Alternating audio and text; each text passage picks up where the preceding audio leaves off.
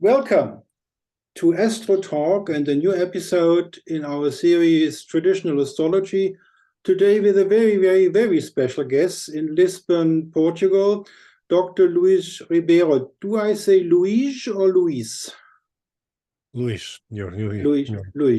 Luis is a very famous researcher in astrology, and he is the headmaster of an astrology school. And balancing these two parts of his life is a little bit a task. So could we start with that? I start with a computer to show our viewers what they can find about the background of. Okay, I have to get rid of this. This is difficult now. Okay, I take them all off so we can. Okay, now I go back. Okay, I prepared something for this talk. Now we start with a new internet site.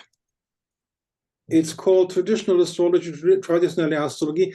The address is tradition.von-a-bis-w.de, and there is a subsite called Dr. Luis Ribeiro, Portugal. And we will use this link later on in the talk. And I start with a context background with this film list. Now, I don't think it's a good idea to repeat what's already on the internet. So we have a very interesting, more than 2 hours talk Luis was doing with the Oraculus podcast about techniques in traditional astrology. Then we have 3 hours and 10 minutes when Helena Avila and Luis Ribeiro were on the astrological podcast with Chris Brennan. And there you get all the background, how these two people in Portugal studied psychological astrology and then changed to traditional astrology, more than 3 hours. And then we have nearly 4 hours after Helena died unexpectedly in 2021. Luis is talking with Chris Brennan for a very long time. So all you need as information you can find here. And I myself had a long talk, 1.5 hours with Helena in 2020. So then there is a video about Robert Soller. So it doesn't make any sense to repeat all that. Mm-hmm. So I would think we start with the book on the Heavenly spheres. Now, I recall listening to all these videos. It's unbelievable an amount of time if you watch them all, but it was very informing. The Heavenly Spheres, in the Portuguese or original, it was Treatise on the Spheres, right? In 2000. Exactly. And yeah. you produced this in the years 2004 to 2007. Now, my question, this talk today is more like a question and answer session based on all those videos, because I don't want to repeat that stuff. In one of your videos with Chris Brennan, you said you are in the process of re-editing and rewriting the book. Is that a major overhauling, or is it just bits and pieces? Well, bits and pieces, I think. Perhaps include materials that we didn't have time to include at the beginning. New research has come up, and we're always reviewing and revising our own knowledge. So perhaps certain revisions should be made to parts, but nothing that would change the overall structure of the book.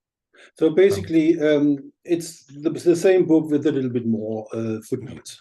Yeah. Okay, now let's go back to the computer.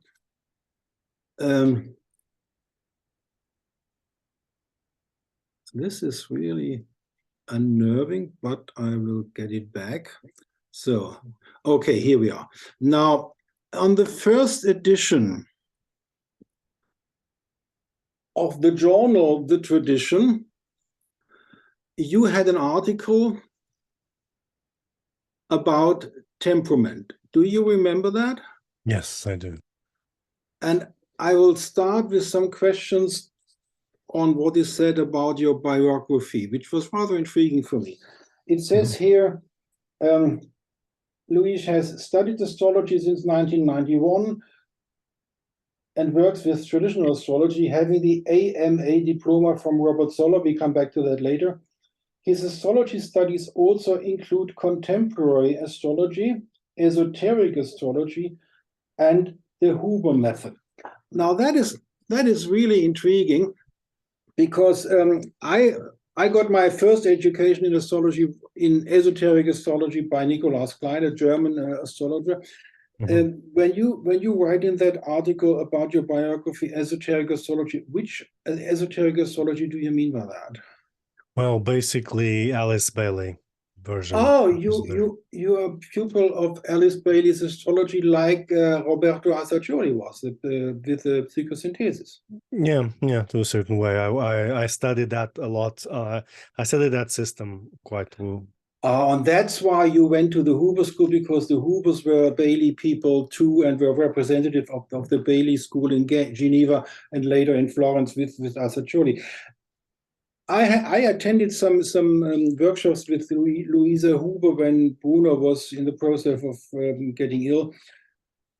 I was wondering, you are no longer a Huber student, right? You no longer No, practice no, astrology in the Huber method. no. And When I studied it not in depth. I studied oh, it. okay, I tested some of its okay. practices, but I didn't study it fully. I don't have a Oh, diploma or any sort yeah, of okay. And official thing. you were a student in one of the two larger astrological schools in Portugal in those 1990 years.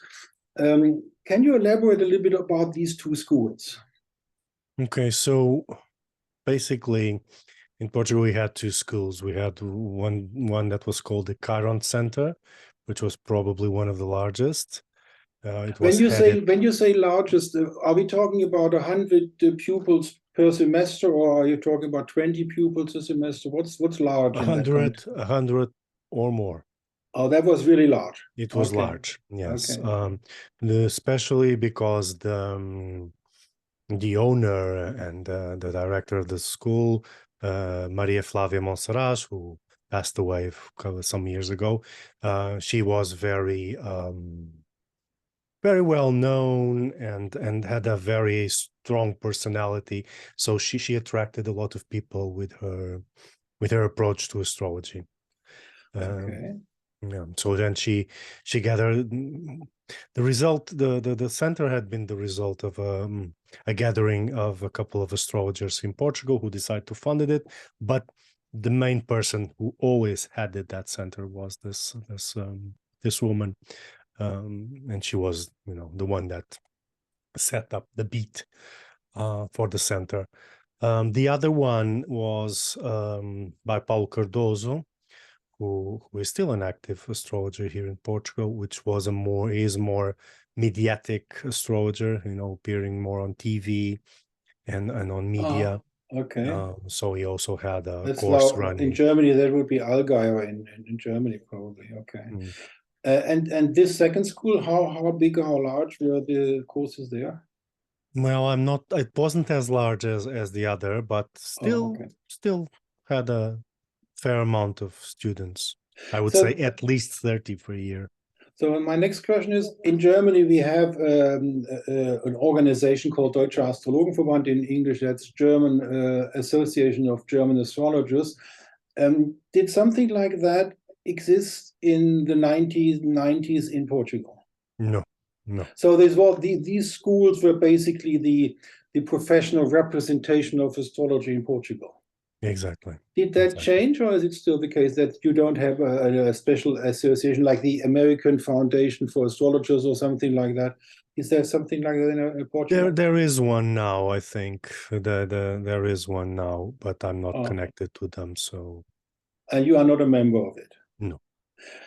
Okay, jumping into the traditional astrology, what would you guess?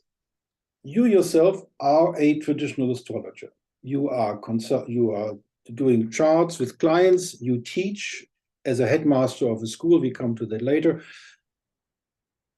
Are you the only traditional astrologer in Portugal? Presently, I don't think so. I think there are more. But you don't know them. No. There's no network of Portuguese traditional. No, not really. Okay. Most of them came from my school, so the ones that Yeah. are practicing, I know them because they were my students. Oh, so it's your legacy of pupils Yeah. having the diploma of your school. Now let's go to your school and go into that subject. Mhm. Um, the school, we find the school here. Okay.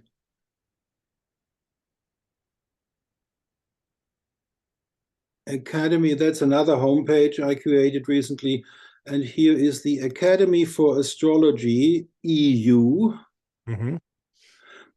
And as I did with Sue Ward, let's dive into your headmaster function. First of all, headmaster is a title. Do you have secretaries, teachers, other people helping you, or is it basically your school and you are Well, doing all the work? yeah, well, I do all the work basically. It's not a large organization. It's a very homemade thing. While Elena was alive, we both run it. We do have two former students who are now professional astrologers who help from in some of the functions and do some of the work as well. One of them was until very recently was the one who tutored the the correspondence course, which now shift for an online course. So it's a bit different. Okay. They both give some classes, additional classes, some practical sessions, but I am at this point the main. So basically, we're talking about three teachers. Any secretary around, or is that No, done by the teachers? Okay. that's done by us. But booking and accounting and all that is done by these three people. Yeah, And yeah. when I did my video with Stephen Birchfield from Norway about his traditional astrology course, we went into all the creating process. How did Elena and yourself create this course? Was there I remember in one video she talked about your pedagogic skills which you had gotten in university when you studied geology. Is that right? Yeah, I had for some time went into the teachers line of course, so I have Okay. all of that training in pedagogy and didactics, all of that. So I applied some of that knowledge to building up the course as well. And she mentioned that you have a very special method, system, strategy of teaching, which is different from other people. Could you elaborate on that? Well, basically, we try to. I think most of the teaching done nowadays pays a lot of attention on being exhaustive in the meaning of signs, the meaning of planets, the meaning of houses, and they spend a lot of time in that, which I think it's a legacy that we'll have to face for a long, long time of the cookbook astrology that pop up in the 20th century. So people still do a lot of cookbook astrology in any case, and we decided to get rid of that altogether. So we teach the person to think. We just give the basic methods and give the structure in which you have to reason to achieve an interpretation, an astrological interpretation. Otherwise, most of the methods, and I've seen that from students, and now with the school being in English for some years now, I have students who have done other courses, and the main problem is they are taught in a very cookbook way still. So are we talking about the craft of synthesizing the factors of the chart? Not really, because you only need a synthesis if you got all over the place, if you got randomly stuff, and then you need a synthesis. Okay. If you go straightforward with a methodology of delineation, you don't need a synthesis because you're doing it already from the start. So you are saying we don't do synthesizing, we do our method, and our method starts at a certain point, goes straight to the heart of the chart. What is the first step? The ascendant, as always. Okay, in my education with Nicholas Klein in esoteric astrology, he basically said for 80% of the person sitting next to you when delineating the chart, you need the ascendant, the moon, the sun, and the midheaven. And that's 80% of the personality. Would you agree with that? Not really. I would say that the ascendant and all that's connected with, it's 50% or more of the chart. Okay. Because you then have connections with the Okay. ascendant ruler with other Okay. planets. Okay. So I would say 50 to 80% is the ascendant and what goes around and all it. what goes with the ascendant, Exactly. rulership and aspects and aspects, planets, terms phases, and phases and all the tools of tradition. Yeah, because then if you did that properly and added also the mentality, so the deep study of the moon and Mercury, you get the personality, and the personality is what drives the chart to act. The rest is circumstantial things. Okay, and if you talk about ascendant, you're naturally talking about temperament as well, right? Yeah. So your article on the first edition of this journal translation, which is free, available and online on the links are on my homepage, thanks to Chris Brennan and the Astrology podcast. When does the temperament come into your starting point? I look at the ascendant, right from the start or later on? Well, from the start, because the temperament assumes that you've already done that that assessment before you start with the chart. Okay, now I come to a problem. I take again the I was when I was confronted with a very good book, the dissertation PhD of Elena about this French astrologer. Mm-hmm. The interesting thing for me was I was wondering, is there anything comparable nowadays? Does any astrologer today has published a book about let's see whether we can find okay, this is another this is this. Elena was analyzing in a scientific academic surrounding a French astrologer. And especially in the today's practice of traditional astrology, I don't remember having seen any book. It's not in Chris Brennan, I believe. It's not in Demetra George. It's not in your Heavenly Spheres as well in your course book, where a single chart is delineated in full. Is my impression correct? Yeah, you probably are. I have never seen anyone doing that. How do you explain that? Because isn't it important for the public as a general, and especially for the astrological community who is not traditional, to get an inside look at how does that work? How does a traditional astrologer delineate a client's chart? First question, how long does it take you if you are with a client to delineate the whole chart? I rarely do that. Oh. I rarely go to the whole chart. Okay.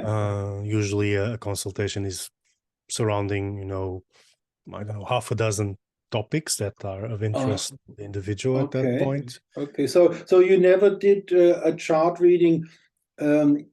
What is that person and what is her future? This general approach, you never did that. Well, I do that.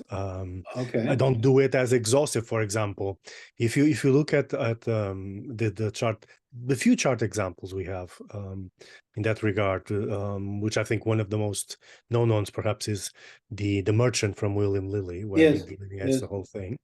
That is okay as an example for a student, but in practice, you're not going to go through all those topics with your client because, for example, they talk about brothers, they go through all the houses, so they talk about brothers, they talk about death, they talk about travels. So there are some topics that might not pop up. For example, travel related to the ninth house. It's not always a topic that comes up. Religion, it's a topic that doesn't always is there as a main thing. So you definitely not. I don't think people have the mindset nowadays to be talking about death and the consequences of death. I don't think that's useful or except your old teacher Robert Zoller. Yeah, but Robert had his own perspective, something. But I don't think it's useful because most people, I would say 99% of people deal very badly with that information. So it's not. Okay. Why give it? And it's interesting enough, in the German organization Deutsche Astrologerverband, there was a time when it was forbidden for the members. Now it's a little bit less strict, but still it's a hot topic not to do it. Okay, I understand your approach. Now your normal reading of a chart with a client, how long? 1.5 hours, 2 hours, is that normal? Yeah. What does that cost? Currently, 80 euros. You're kidding. No. 80 euros? Yeah. You do realize that 90 minutes reading in Germany is 150 to 250 euros. Yeah, I know. And I have people that I know that charge more, a lot more, but I think I always adjusted the price to the Portuguese reality. I'm not going to charge 100 for an astrological reading. Is a bit too much for a Portugal basic standard. Because of the society and the economy, and people don't spend that money. Okay. And I could have thought of raising prices for non-Portuguese, but I don't think it's fair. Okay. Now that's intriguing because I started yesterday a project. I'm asking for English speaking people like you speak English. I'm started a project to delineate a chart in total with 180 minutes, more or less, to demonstrate the craft of the concrete traditional astrologer, who is not allowed to use the outer planets. And I started that project yesterday and sent some emails out. I didn't send you an email because we were talking today. And the idea is that somebody who is practicing astrology traditionally, like you, and doing it publicly on my channel, either with a historic figure or with me myself. So first question, I know that you are very sensible about privacy aspects, yourself and your clients. If somebody like me would be willing to pay these 80 euros or 120 euros for 180 minutes publicly, and you're looking at my chart, would you do that? I'm waiving me all the legal aspects of privacy for demonstration purposes. You see, some people record their consultations. Yeah, but that's privately. This would be publicly. Probably. I'm not too keen on doing that. I thought so because what I saw in the other videos, I thought that you might be a bit reluctant to go into public delineation. Why? Yeah. Why is I've done that for classes. Yeah. Okay. And I do that on classes all the time. Yeah. That's normal. That's normal. Yeah. I've done that on lectures. Yeah. Okay. But publicly, I don't. So there's a difference between the pupil of Robert Zoller and Robert Zoller himself, who said he always did that. He even went as far. I remember one video with Chris Brennan in 2011 when he said in the audio podcast, "I say it straight," and in one case, the person who was delineated said, "No, that's not true." And Robert Zoller said, "You're lying." And later on, it turned out he was right. The person was lying. Yeah, but there you are. You see, when I'm doing things in public, from from other people's charts, if they're present, I tend to be careful not to embarrass the person I understand. in any You aspect. are not Robert Zoller, obviously. I'm not Robert Zoller, and I don't agree with what he did. Okay. Yeah. Because he might be wrong, and that's a bit of hubris. I know, and it happens. Sometimes people lie. It's true, in the sense that people say no to things because they don't want to admit it, and they're entitled to it. And the setting of publicly. Publicly even more. I'm talking even in private. Privately, sometimes people don't want to admit certain things, and then as the conversation progresses, and the person gains a bit more trust, he or she might confess, okay, yeah, what you said about this early on, it's true in some aspect, and then the person explains. But publicly, I'm very careful, and I'm not at all a proponent of publicly showing your chart, always being delineating students' charts. I don't like it, Yeah, I know. You said that in the videos. Okay, second proposition. How about a historical figure? You wouldn't have those problems with Goethe or Schiller or Rudolf Steiner or people like that. Or no, I wouldn't. Would you do it to demonstrate the craft? Yeah, if I had the time to prepare it, yes. Okay, so let's keep that in mind, that you might be willing. I pay you over 120 euros and we do that in a special session. Okay, back to the 90s. You started your astrological education. This school you went to, the Chiron school, what approach was that? Was that Liz Green and Radja, or was there something else?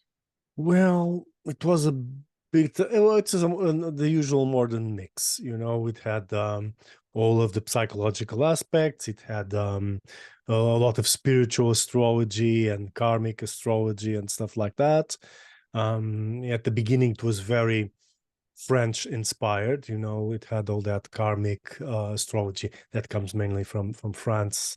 Also with André Barbeau from France? A little bit, not so much. A bit later, I think. Okay. A bit later than André Barbeau. Okay. But it had a lot of things, and there were several teachers, and each had their own approach. But basically modern psychological astrology. And that time frame was, I think, you studied at that school from 1995 to 1999, something like that. Something like that, yes. And that is a time frame where Project Hindsight was already around for 3 years and longer. Did you hear about that in your school at all? No. No information what's going on in America. The same question about England. Olivia Barclay, was she ever mentioned in your school? No. Traditional astrology was something that didn't exist. Didn't exist. Okay. Didn't exist. 1999, and then a couple of years later, now there's a transition process. How did the impetus reach you? Was it your guardian angel or something else that you had the feeling, I want to go into traditional astrology? There must have been something. If you haven't heard of it in your school teaching, how did you hear or learn about the existence of traditional astrology? Well, let me try to rethink those dates. So by 99, it was the first time Elena and I started to teach. Yes. So I would have ended that course 3 years or more, because that course was quick. It was 3 years or something. And I did it very quickly. We started Elena had some older books, because in Spain, they have been translating from the Latin and from the Arabic much before any Hindsight project. You have things. You're talking about the group about Ali Ben Rachel? Ali Ben Rachel, Al-Bubater, Masala. Okay. They had already a lot of translations done. I think most from Latin, some from Arabic. And that were circulating already. So Elena had some of those books. I have already had the chance of seeing them from time to time. And I went to a conference in Spain where I got some of that material as well. So it was around, and one of the astrologers we met here, he was our friend, and he had all of that, of the project hindsight. He had all that material. So we started also to be aware that that existed, because Portugal was very closed in terms of communication with any other outside astrologers or institutions, since we did not have an institution for astrology. So there was very few communication. So I started to have contact with that, and then I took Zoller's introduction course. Elena and I both did. Okay. Now let's get very, very, very slow. This is most intriguing. To take Zoller's certificate course at first, I suppose. How did you, and by whom did you learn about his existence? I think it was from Sue Ward at first. So I think. Oh, wait. So Sue Ward comes first and Zoller comes later? I think so. Okay. I think so. We got in contact with Sue, around the 2000s, and then Zoller right afterward, I think through Sue Ward, or something like that, or more or less at the same time. They would still have that while they were starting that new library. So I renew my project. question. To know that a person like Sue Ward existed is not natural for a Portuguese astrologer. How did you find out about Sue Ward? Through the internet, and a friend of ours had contacted her. Okay. Because at the time the internet was already, moving along. So our contact with what's happening outside was from the internet. That's the same time when the internet got off his feet and Exactly. was more available. Yeah, and then we had a lot of internet stuff going around. So we basically met people through the internet, and we were already interested in a lot of traditional stuff by then. And so this course comes up, and we decided, well, let's get some basics. Yeah, but Sue Ward has a course by her own about ovary astrology. Did you take that course? I didn't. Elena did. And how much was that to pay? How expensive was that in those days? Do you remember that? I don't know. I don't recall. Okay, so basically, Elena. It wasn't cheap. Yeah, from a Portuguese point of view. That's what I'm thinking. So basically, Elena is diving into Sue Ward's astrology, ovary. You learned that later, I suppose, because you're doing it nowadays. And you sort of got the idea there is a guy like Robert Zoller. You contacted him, you booked his course, and that was expensive, very much expensive, for the certificate course. And now we go to the computer to talk about Robert Zoller. Okay, Robert Zoller. What can you tell us about your first? When did you get the first personal impression of the person? To book an online course is something. Was it videos, or was it written material? It was written material at the time, and there were some audio files. Files. We were still a bit before videos. So it was audio files. He had a couple of lectures on audio, if I recall correctly. Then we got the PDFs of the materials, and we would read it. So basically, the personality of Robert Zoller couldn't interfere negatively or positively with your learning process, because you didn't have any personal contact in the beginning. Yeah. At the beginning, we then invited him to come to Portugal and do some. Now that is intriguing, because Robert Zoller is not a normal person. Would you agree? He has his very own special brand. Now, Robert Zoller coming to Lisbon, what was your first impression?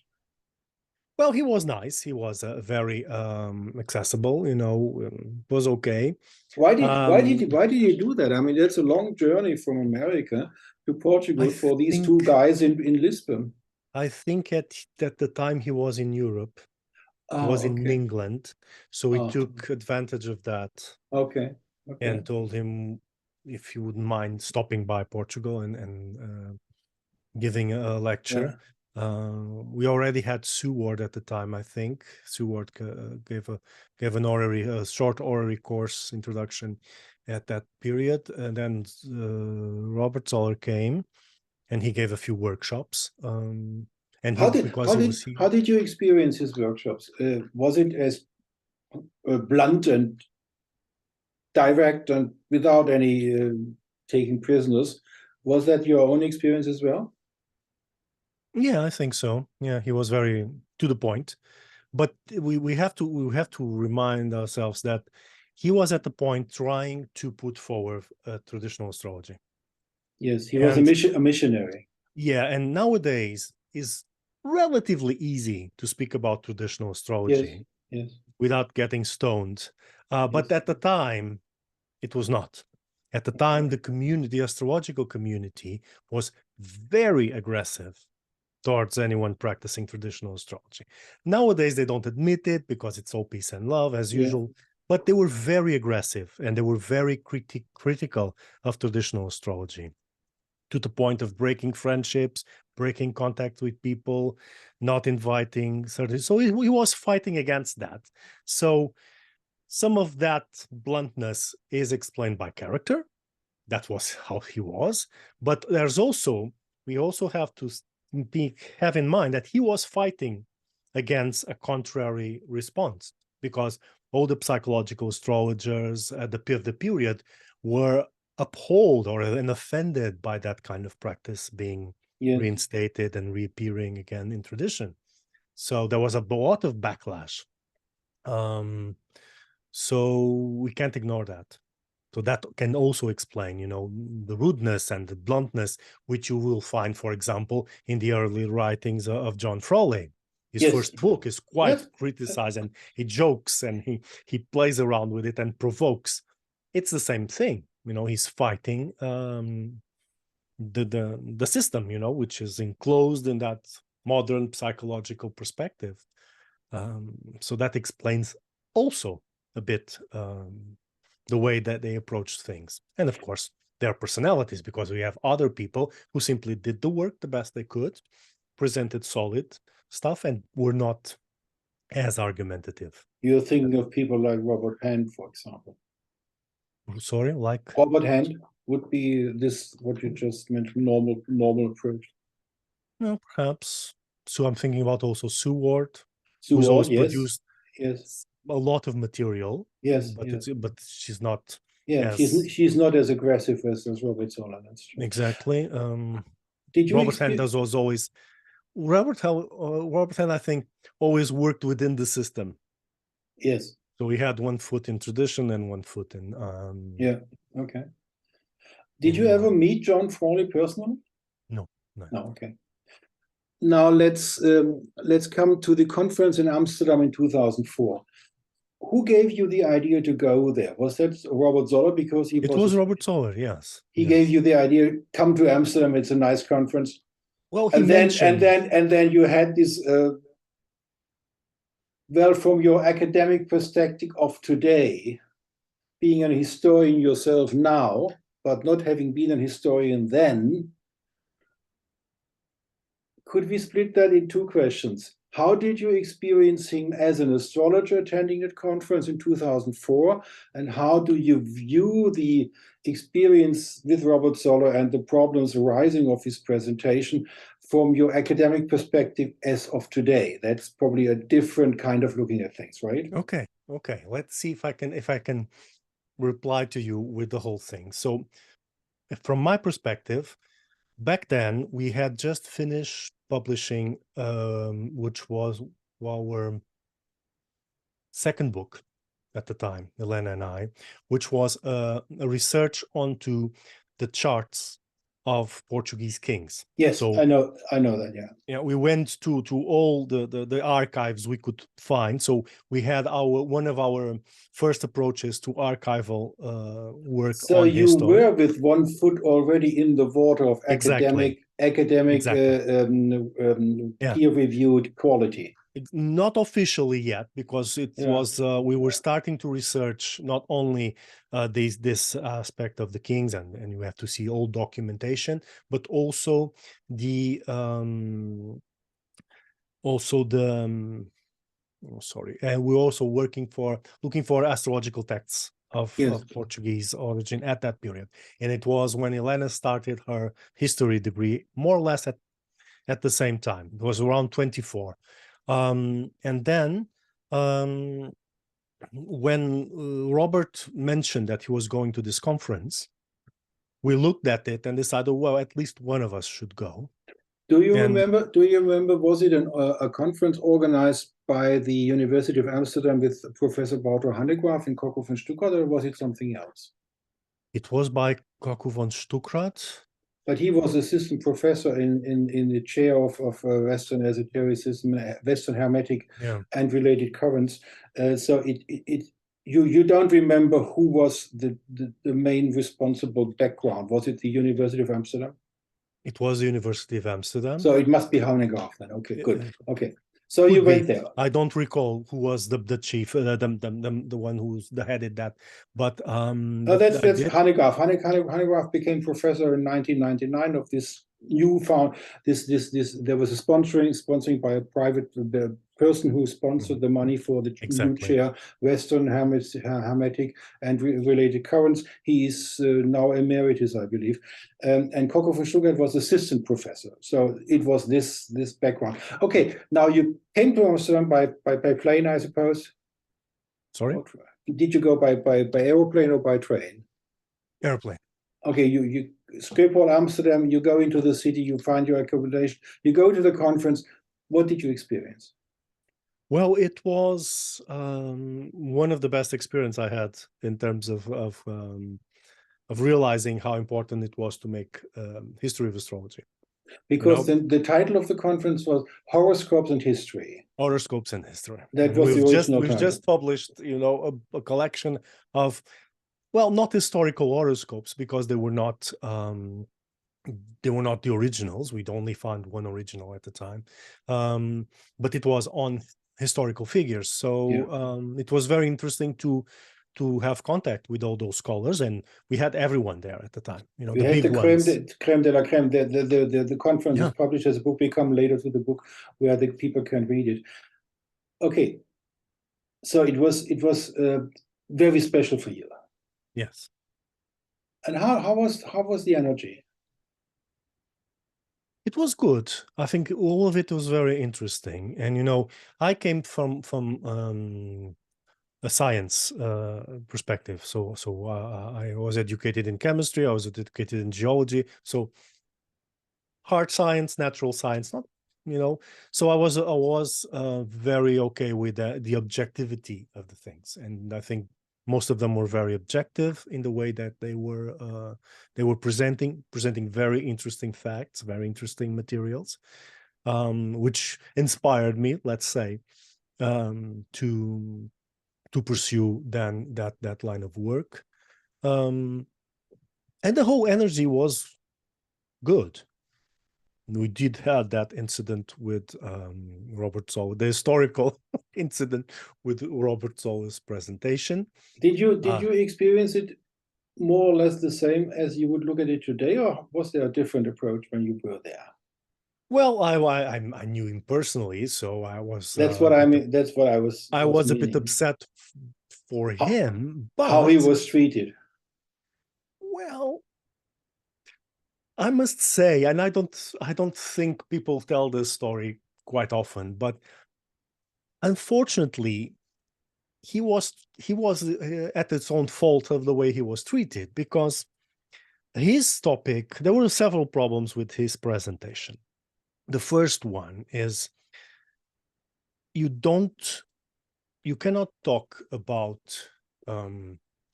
practical astrological subjects in an historical scientific conference. It's two different universes. So you cannot assume that the people you are talking to are going like in a normal astrological conference, except that astrology works. So you will discuss it historically. And his claim in his paper was that you could use astrology, predictive astrology, to uncover unknown facts about the lives of historical figures. So what you do, you would pick up a historical figure, you would delineate the chart, and then you would say, oh, this person did this at this age and had that problem at that age, even if you don't have the equivalent historical documentation. And that can only be achieved and accepted if you accept astrology as something that really works. And the academic world does not accept astrology as something that works. You can study it as an historical practice, but not as an actual practice. And that's where he had this problem. That was his first problem. He made a claim that could not be verified or accepted by normal academia. If he did that conference in an astrological conference, that would be perfectly okay, but not at that level. So immediately, there were some academics that backlashed against him. He could not do that claim. And that's where it became a bit more aggressive. The other problem was that he had, I don't know, I don't recall the numbers. Let's say he had 30 minutes to do his presentation, or 40 minutes, I don't recall exactly. And he had prepared an hour and a half long exposition. So he didn't have the time to do the whole thing. I don't know if he thought he was a keynote lecturer or something like that. I don't understand what happened there. But the fact that he was going to surpass greatly his allotted time to talk, and they had to stop him like they would any other person, they independently of the rank. You have an hour to talk, or 40 minutes, or half an hour, and you just have that. If you didn't finish, you have to stop. And that was happening. He was very upset about that. So in a sense, he got himself into that trouble. And at the time, I remember watching him present this and watching the reactions. And I remember commenting with some friends and some people I knew there. He couldn't bring it. It is not the place to bring that kind of claim. I think that's an important information for other people if they cross over to the academics field, how to present astrology as a topic. When this had happened, did you sit with him after it? With James Holden was there too. Did you three sit together and discuss what had happened? Well, a little bit, but I think he was too upset to discuss it for quite a while. Basically, he was rather, I don't want to talk about it. Okay. Yeah. Okay. Now coming back to his personality, in the audio podcast with Chris Brennan of 2011, he indicated, he didn't talk about it. He indicated that his interest had shifted to Hermetic aspects and to Kabbalah aspects. That was later probably. How long did you keep contact with Robert Zoller, you yourself?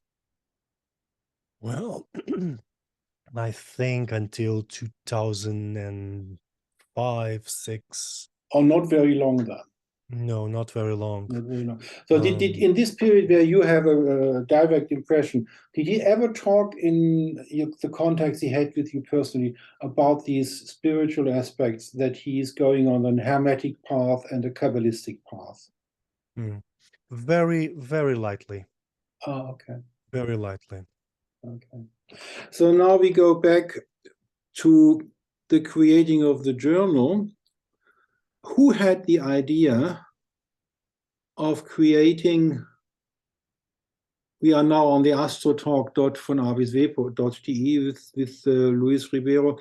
And who had the idea to edit a journal? It's a lot of information for context, what we are doing today, so I have to find my way myself. It was edited in the end by Sue Ward, Helena Avila, and yourself. And Peter Stockinger as well. Oh, Peter Stockinger was involved as well. Yes. Now I'm getting there. Okay, it's here. Okay, the Traditional Journal of Western Predictive Astrology. Okay, Peter Stockinger is new on the picture. did you meet Peter Stockinger because of Suvor, because the two of them worked together? Exactly. So we met him to Seward.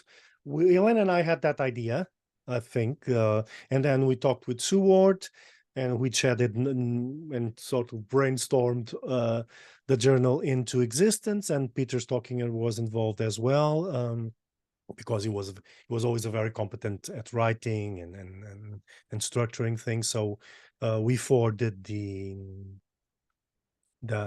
journal and tried to. Did he ever tell you why he left Austria, where he is original from, and why he never went back? No, No, he didn't talk about it. I Okay, didn't talk about Peter that. Stockinger is there, and the four of you create this journal, and it's publicly available, and it's very good. And I printed the material out for myself. It's very interesting and intriguing articles. It's probably the best journal on traditional astrology ever published in the 21st century up to now, and in the 20th century. You had to discontinue it because of your academic interest. We come to that later. Yeah. Why didn't Seward and Stockinger continue the journal? No, it was too much work Oh, okay. for just two people. Yeah. And at the time, I think that the one of the problems with the journal was that it was ahead of its time. So we didn't have that many traditionalists able to produce material for the journal. Oh, that's another story then. Okay. Which is also, once you publish a magazine, a journal, whatever, the problem is always content, getting Yes. content, Yes. good Yeah. quality content, because we wouldn't accept any kind of content. It would have to be very good quality content. And at the time, the tradition was not that widespread that we would have enough contributors of quality for it. And do you see in 2023 a comparable publication as a journal? Is there something in traditional astrology who now picks up the baton? Not that I'm aware of. Not yet. No. Okay, now coming back to your academic career. You had been on university a little bit without graduating, I believe, in geology, but you had pedagogical courses and all that. And then in 2010 or something around that, you went back to university. Yeah. And you studied history?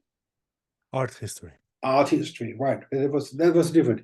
Helena was history and you were art history. Yeah, because Elena had already done history, and I said, well, I'm not going to do history like you, because in a sort of way, I accompany her course, Yes, you have been basically studying the same stuff. Yeah, she was studying at my side, she was studying it with me, so I basically, have an honorary history degree together with her. I had the same experience with my first wife. I'm a lawyer from profession, and I was working in the administration in Lower Saxony, and my wife was a doctor, and she was studying homeopathy. And I went along. I was allowed to went along, and I got the whole education, like you said, honorary degree, in homeopathy. I can connect to that.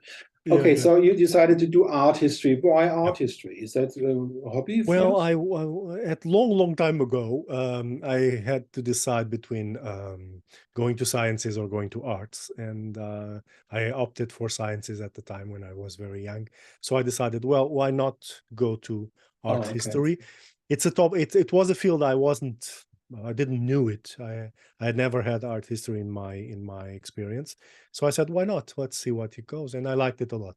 I enjoyed it. When you studied art history and coming to the graduation time, was there an artist which was your favorite?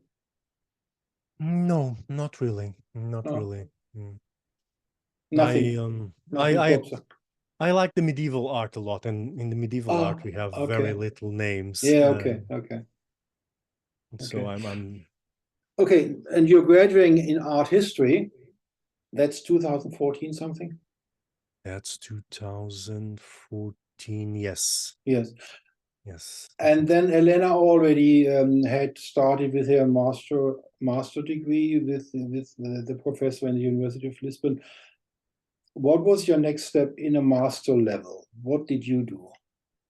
Well, actually, I was invited to to go from the bachelor's degree to the PhD directly. Oh, directly. Yeah, because I had Oh. enough grades for that, and I did that so for a year.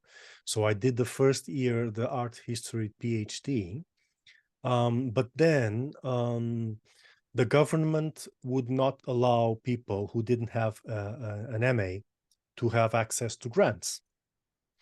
So I decided, well, I'm not going to pursue this anymore. So I'm going to get back and do the MA properly and have the complete set Yes, of yes. degrees, so Okay. it will make my curriculum more solid. So I went back and sort of converted what I was doing in the PhD to an MA, and got So an it MA was in an art MA history. in art history, basically. Yes, it That was on took you 2 years, I suppose? 2 years. Yes, So it was 2016, okay. on the representations of science in medieval manuscripts, based on a document which is the first text in medical text in the vernacular language, which is the Regiment of the Body by Aldo Brandino of Siena. Okay. And I studied the decorated versions of that text. And you graduated yeah. normally or with high honors? Well, I got high honors. Okay. So now you have the MA in your pocket, and now you could go for a PhD. But since you got the MA in art history, you might have lost interest in doing a PhD in art history. Was it like that? Not really. In the meantime, I was invited or challenged by Dr. Enrique Leitão, who became my PhD supervisor, to work on the manuscripts we had from the Jesuit order on astrology, which he had published a paper. So that was different. In Elena's case, it was Elena and yourself having found a manuscript and proposing to do a PhD about the manuscript you had found. In this case, the professor suggested to you the theme of your PhD. Yeah. But he suggested, because he knew me and Elena, basically, he met Elena first, and then he knew me as well. And he knew that we had some of those manuscripts already. Yes. Since the early 2000s, because when we started to research the history of astrology in Portugal, those were some of the manuscripts we had.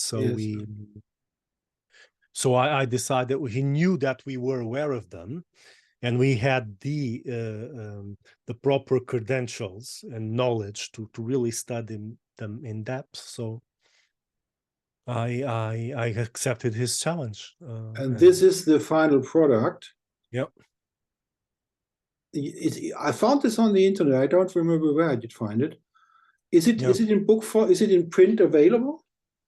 Not yet. Hopefully this year it will come out in print with the revised. So this is a robbery. They're stealing your product, aren't they? In the internet. Well, when you get a grant for a PhD, it is mandatory that the PhD is accessible to everyone. And that is your... So basically people can find this. Now let's talk about the thesis. What was the initial proposal of your professor? Leitão, yes. Leitão. Leitão. He proposed a study of the content of the manuscripts. Manuscripts of the Jesuit order with the content of astrology subjects. Well, let me tell you what exactly it is about. What happens in Portugal, which is a very interesting case, is that from 1590s up to until the expulsion, the Jesuits operated several colleges here in Portugal, as they would in the world, and in particularly this college in Lisbon had a particular class on mathematics. So it was a course on mathematics, which was accessible to people outside the college. So it was not just an internal thing of the Jesuit college, but something that was accessible to anyone wanting to go. Well, anyone here limited to the time, so they would offer this basic course on mathematics, which was not that basic. It was a pre-universitary course on mathematics, very technical, very practical, in which is included astrology. And of all the manuscripts that survive from that period, and you have classes on algebra, geometry, astronomy, shipbuilding, ballistics, you have all physics, mathematics, all of that, and the most numbers of them are the ones on astrology. So you have several examples, several copies, let's say, of the astrology courses of several years. And that was considered an oddity, because everyone assumes, and wrongly, that astrology was forbidden at that period. So how can the Jesuits, which are a religious order, be teaching astrology so straightforwardly? So I decided to go into that material and try to understand what was happening, what was the case here. And that was 2016 when you started with that. I started it, yeah. And now a personal question. Elena got this Portuguese grant from the government for full-time studying in the Warburg Institute for her PhD. Now that sort of sounds like a long-distance relationship. Or did she come every weekend home? No, not every weekend, but from time to time. Okay. It was a bit harsh to be separated from her for such a long time. Because you were a happy couple. Yeah, we were. Yeah. How did you manage to be a happy couple for more than 20 years? What was your trick? What was your secret? Because many people can't do that. I know. Well, I don't know if there is a secret, but we shared a lot of common knowledge, a lot of common interests, and astrology was one of them. Okay. I won't go more into the private sphere. I know that you are very sensitive about that. Now you're doing this work in Portugal with this professor at the University of Lisbon. In your PhD, this wasn't a document like the Belly document, the manuscripts of S. Belly, practicing information. It was manuscripts about teaching astrology. Yeah. Did you find in those manuscripts and in your PhD applications like one chart fully applied theory, or was it mainly only theory? Manual of astrology, but not a course book like you produced for your Heavenly Spheres. Well, it is a course book of the period. They do give some examples, but nothing very complex. So you would compare it with your own course book on your course in the Academy of Astrology, where you are the headmaster. Something like in those times, but something like a course book like you produced yourself. Yeah. So okay. It is an equivalent of the time, with a different didactical approach. Yeah. Okay. But did you go to the Warburg for your studies or just to visit it? Well, I did, and I did some stuff with the Warburg. The Warburg has the largest, what I think is the largest library on the history of astrology. Yes. And what's wonderful about the Warburg, now they're remodeling, and I don't know how. If we hadn't had the Nazis, it would still be in Hamburg. That's not fair. Yeah.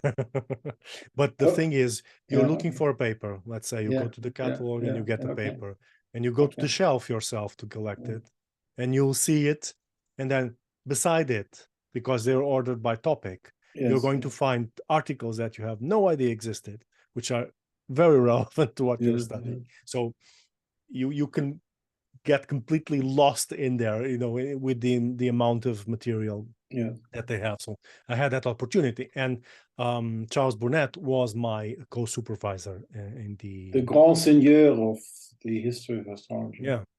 I had applied to the Warburg a few years earlier, and I got the acceptance, but unfortunately I didn't got the grant at the time. So but you got a prize award for your dissertation, right? Yes, I did. For the high quality of it. Can you talk about that prize? Who gave it? What organization is behind this award? Who is doing that? And why did you get, for a very astrological touchy subject, the prize by this organization? Who was it, and why did you? No, it is the University of Lisbon that does that, and it's a university award. Yeah, it is a university award. So how many of these awards are around for PhDs? Well, in Lisbon? Not many. So you are a very special award holder, because of your research. Okay. Yeah, because to apply to that award, it has to be proposed by the heads of the departments. By your professor, I suppose. Yeah, and they are only accepted PhDs who had a very high level of appraisal to start with. Yeah. So you need to have an honors PhD to. Did you get summa cum laude or something like that? Yeah, I did.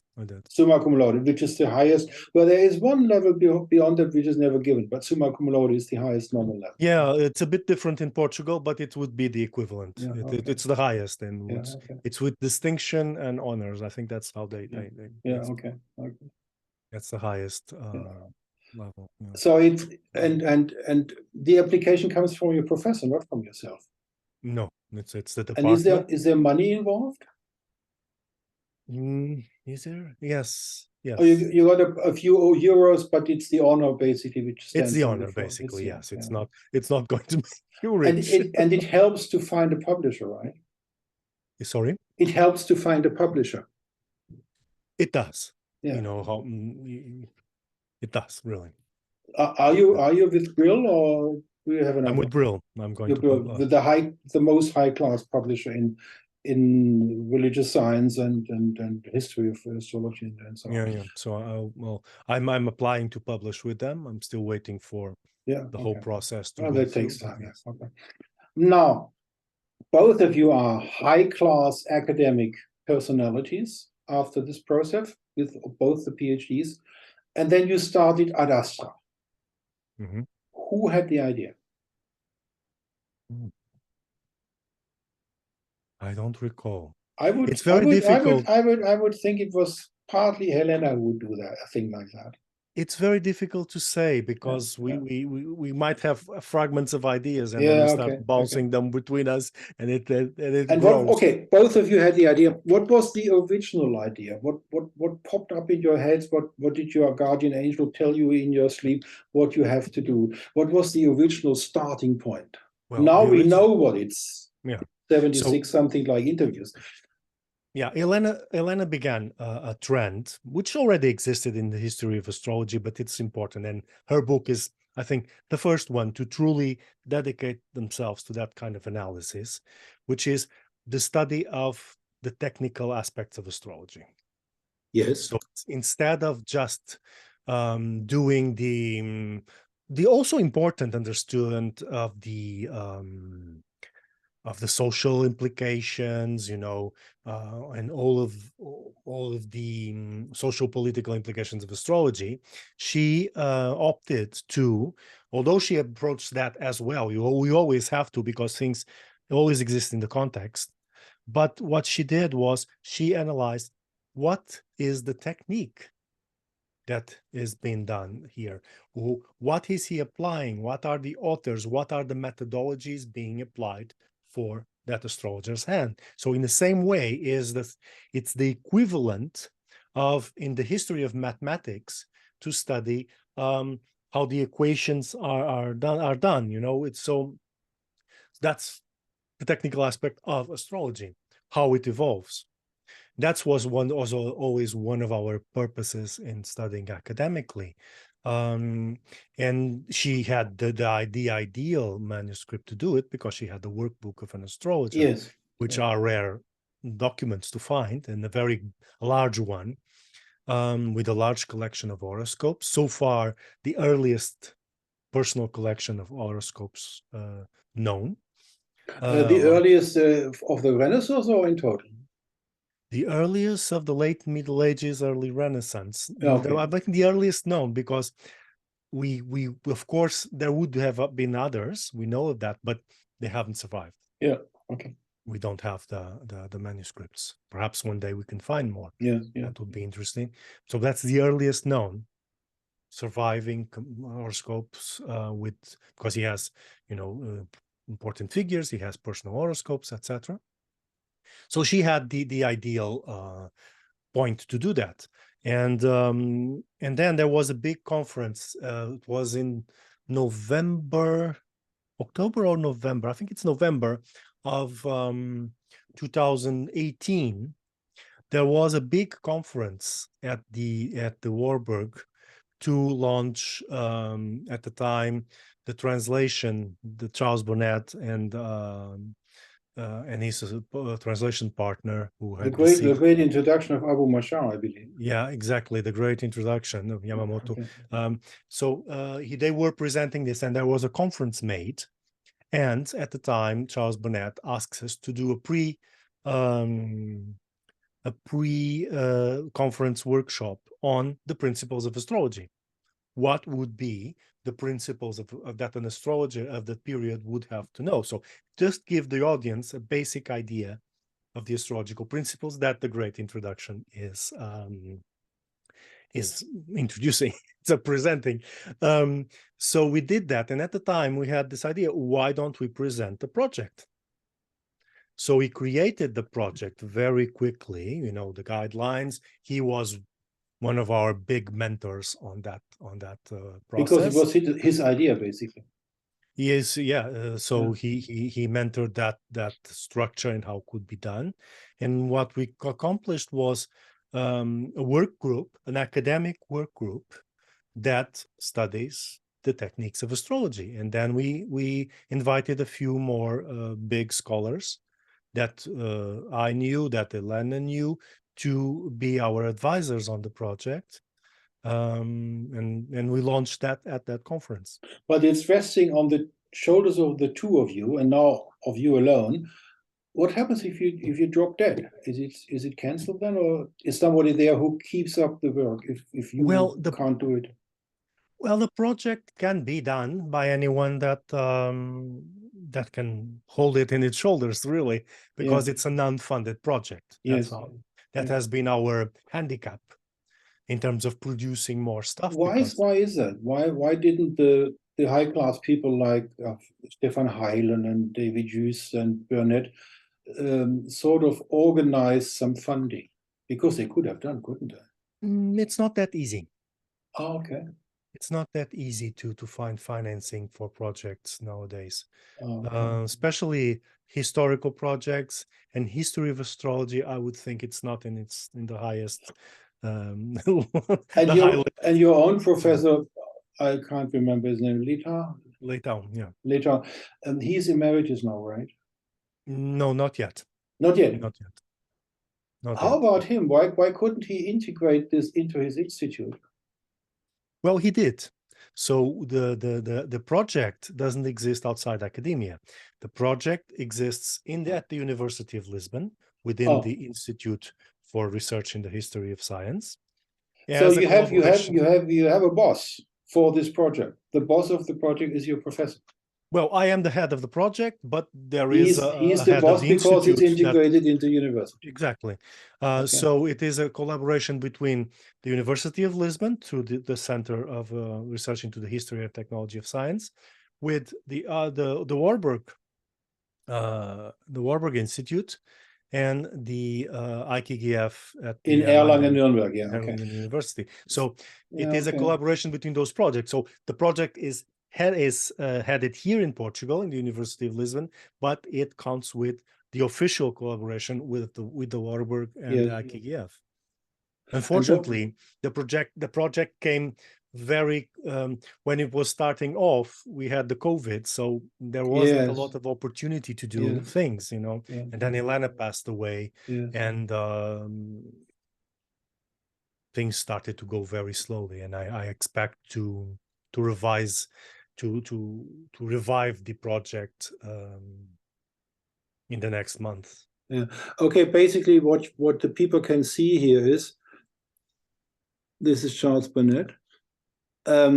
These are all the interviews Elena and you were conducting. Yeah. Is any important researcher in the field missing, or did you get them all? Not all. Who is missing?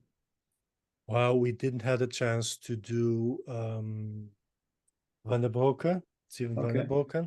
He could at the time he couldn't, and there are a few more. So there's that still I'm- some, and you intend to do these interviews with those people missing. Yes. And what are you doing when you got them all? Then you're Well, there are finished?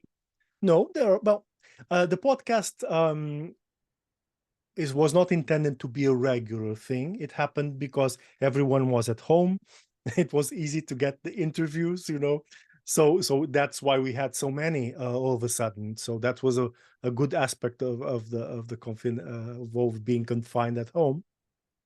But some people didn't reply, some people couldn't at the time. But once I got the main ones, there are always researchers, and we have interviewed researchers, so people who are doing their PhDs, who are presenting new research. All of that is interesting. People who wrote, for example, interesting papers on a topic, and they can come and discuss that. Okay. What's your position in the university? You are on the homepage of the university. Are you employed, or do you get a salary from the university? Not currently, no. Do you intend to go into this career path to become an employee of the academic?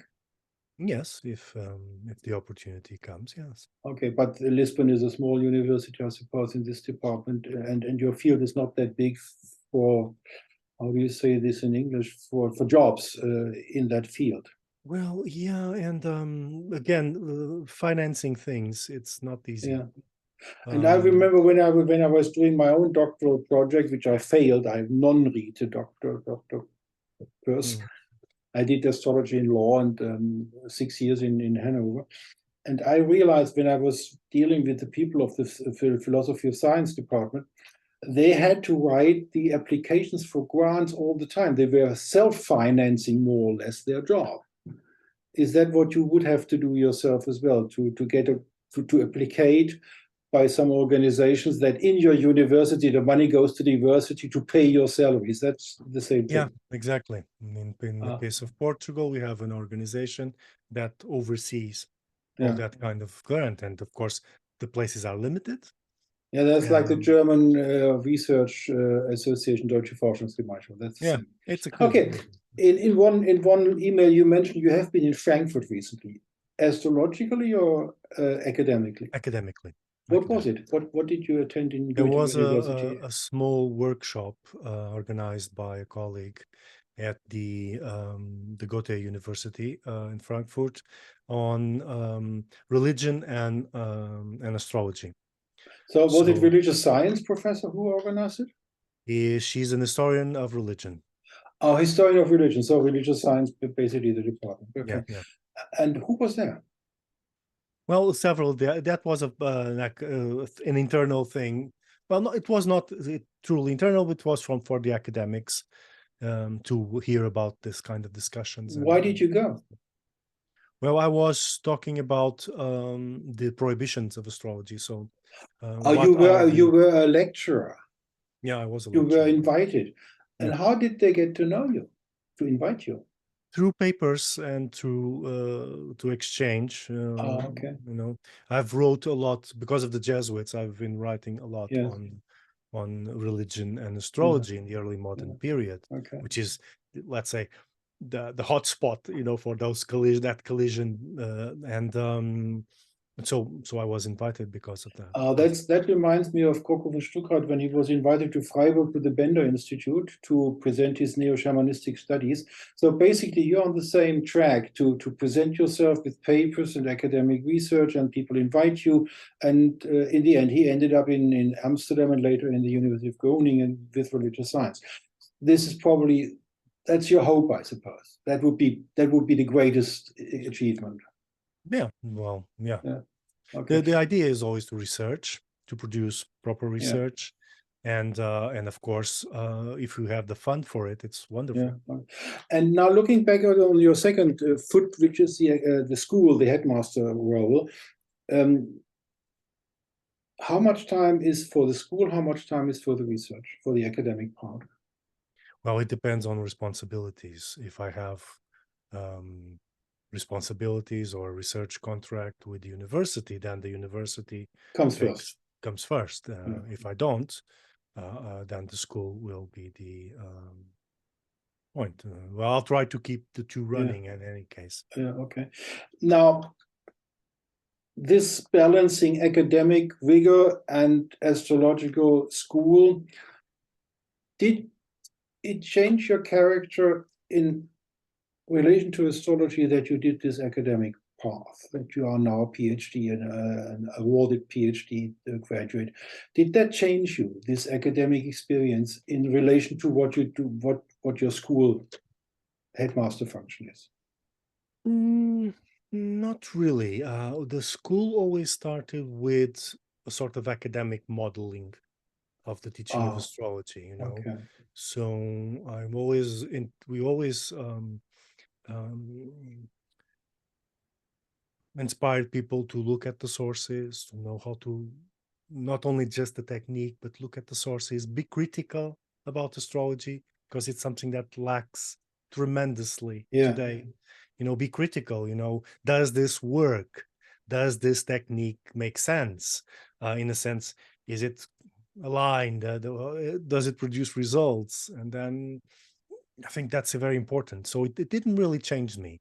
At one point, Elena and I decided to go into academics, and that conference in 2004 was a sort of a shifting point in that process, because we wanted to write things that had substance.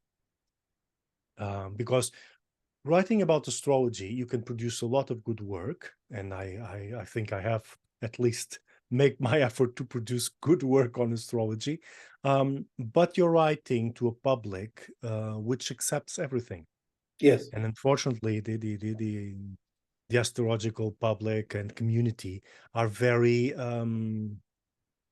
what's the word, permissive towards any form of astrology, or there's no criticism. Anything goes. Anything goes, exactly. It's an anything goes attitude. And Now, let me pause here. Philosophy of science. Are you familiar with Paul Feyerabend? a little bit. So you know that his metaphor is anything goes. Mhm.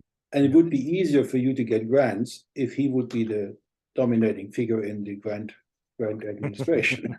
Okay, that was just I interrupted you. Okay, continue. Yeah, but so we decided to do something to produce more solid work, you know, and we were interested, you know, in astrology, not only by its practice, but also his history. You know, where these ideas come from? How do they develop in time? Because that has always been our posture towards astrology, and the academia allowed that. So from a very early point, we started to model our courses as something we were teaching. I remember that a little bit before Elena went into her course, we were teaching a course that we haven't done many times, which was at the time astrological culture. So a small course, and where you're introduced to history, lines of thinking, you know, philosophies within astrology, so you can navigate it. And we don't have that out there in the wild. You know, people accept everything without criticism, without peer reviewing. We don't really. I have said this, and I discussed this several times with some colleagues, who are being one of them, that one of the problems that we do not have peer reviewing. And critical thinking is missing. Yeah, basically. Yeah. Okay. There's even this thing: you cannot criticize other people's work. Now, yes, you can. You I don't realize have to that be you are mean. you are very fond of peer reviewing, and I realized it in all the videos I was watching about with other people you have. I'm a little bit skeptic about the reality in university. I think there's a lot of peer reviewing corruption going on. How is your view on the problem of corruption in the peer review process? Well, You are in university, so you know what I mean. I know what you mean. I know exactly what you mean. There's always problems. There is always problems. You can always have people cheating the system, and you do. And then sometimes you have a very light peer reviewing that occurs, but it is needed. Okay. And I myself, I've been everything that I published academic has been peer reviewed, and with the peer review process, especially a good, proper one, which most of the times it is. So you were lucky. You didn't have any problems with this dark side of the peer review problem. No, I think that is more towards the sciences and the technology bits. That's where the dark side is. Where the lies more. money is rolling. Yeah, The patents are where the patents are waiting. Yeah, in humanities, particularly history. Why? You're not going to get. You probably. Okay. Yeah, you will have problems with egos and people opinions and people trying to move the topic into their perspective instead of accepting yours, and sometimes you have that struggle occasionally. But I usually I don't have a problem with peer review. Okay. And it's good. Sometimes you get a peer reviewer that doesn't agree with you and can be a bit nasty, but you still can learn from it. Okay. Because sometimes you can understand things like you're not giving enough substance to your argument for it to hold, and those people will say, you have to prove this, you need to explain this, and this is good. Okay. And this is a good thing, and I think we should have it in all fields, and especially astrology. Within astrology, and I'm talking about not something outside astrology, but astrology being self-critical of itself, it would be good as well. I think it's a good thing. Going back to your academic part of your life, you are familiar with the work of Shlomo Sela and his editing of Abraham ibn Ezra. Yes. Did you read them? Not all of them, but I've researched through them a lot. Were they an important input for your academic part of your life? Oh, did you learn things you hadn't expected to learn? Yeah. So elaborate. Well, what Shlomo Sela produced and gives us is a good critical edition, a good edition of a very influential figure, which is Abraham ibn Ezra. He's very influential, especially towards my late medieval and Renaissance, early modern period, because he is quoted a lot. So it's good to understand how he's picking up the tradition before him and passing it on to the next. That is quite interesting to understand how certain developments of astrology take place. And that goes right into your Ad Astra project to find out how techniques in traditional astrology since the Hellenistic times changed during history, and who were the people who were responsible for the changes. Do you have the impression that Ibn Ezra is one of the changers, or is he just reporting?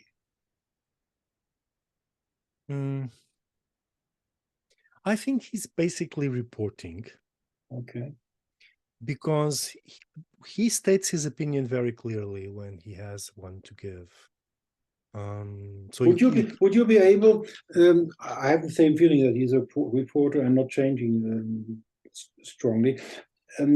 Would you agree with me that it would be possible to take the literature of Ibn Ezra and take it as a basis for an astrology education in traditional astrology? Not going back to the Hellenistic texts, but taking Ibn Ezra and only Ibn Ezra, and that's good enough. It would make a large sum of it, yes. It would work, you mean? It would work. I think you always need input from other sources. Yeah, okay. But you could base a course on just Ibn Ezra. Yes, you could. Okay. Shlomo Sela was involved with other people. I think David Just was part of it in the horoscope of Henry Battet of Mengelen. Do you know that book? Yeah, I know. Yeah. What's your impression of the figure Henry Battet? What do you know about him? Can you tell our listeners what you know about Henri Batté? Well, I'm not that familiar with the historical details. I've went through that book a long time ago. But he's one of those figures of the Renaissance that are interested in astrology, are translating astrology, and are producing their own materials, their own notes, their own horoscopes, and that was quite common. And his is one of the surviving records we have. But we have a lot of people doing that. We have a lot of very interesting figures, most of them unknown, that were studying astrology, were translating to Latin from sources or asking people to translate. And that shows the importance of certain texts and certain astrological materials. And I think he's a good example of that. Later on, for example, in Portugal, we find people translating texts from Latin to Portuguese. As the Latin knowledge comes out of fashion and people don't have the education to know enough Latin to read the source in Latin, they would ask people who were Latinists or who had the education in Latin to translate to the Portuguese language text in Latin, and you see that in Spain, and you see that in other regions as well.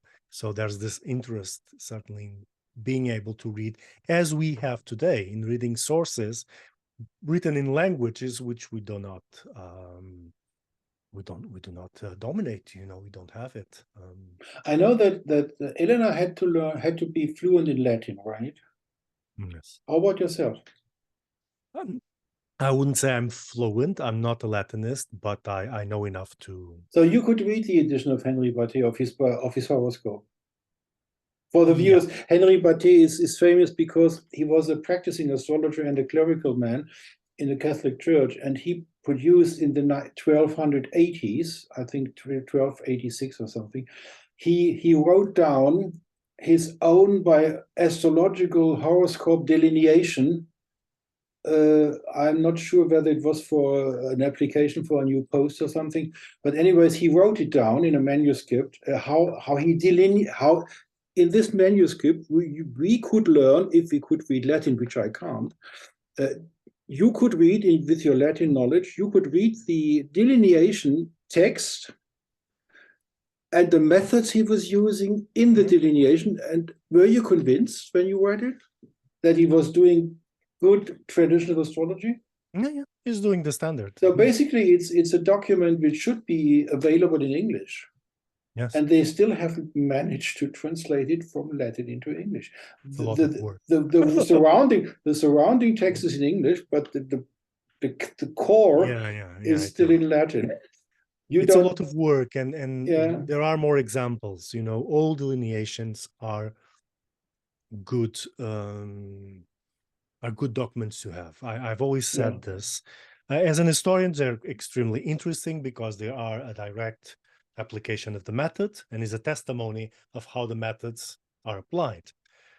For an astrologer, now shifting to the astrological thing, if you're studying the astrological tradition, those kinds of documents is where you learn the most, because people get stuck discussing theory.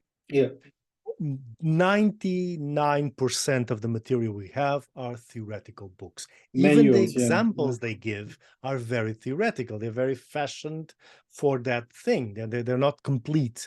So we learn the theoretical basis, but what they do in theory and what they do in practice is very different. Yes. And you got, but how do they apply this? Perhaps they don't apply it like That's why I'm doing this project of today. Let people see how they do it.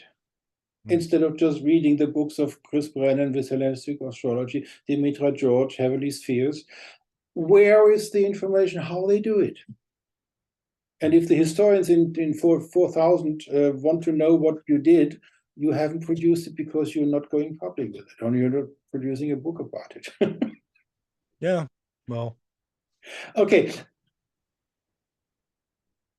The focus of Elena's and your work is to look as a science person, as a historian of history of astrology, how the techniques developed. You are not interested in how the manuals of astrology developed.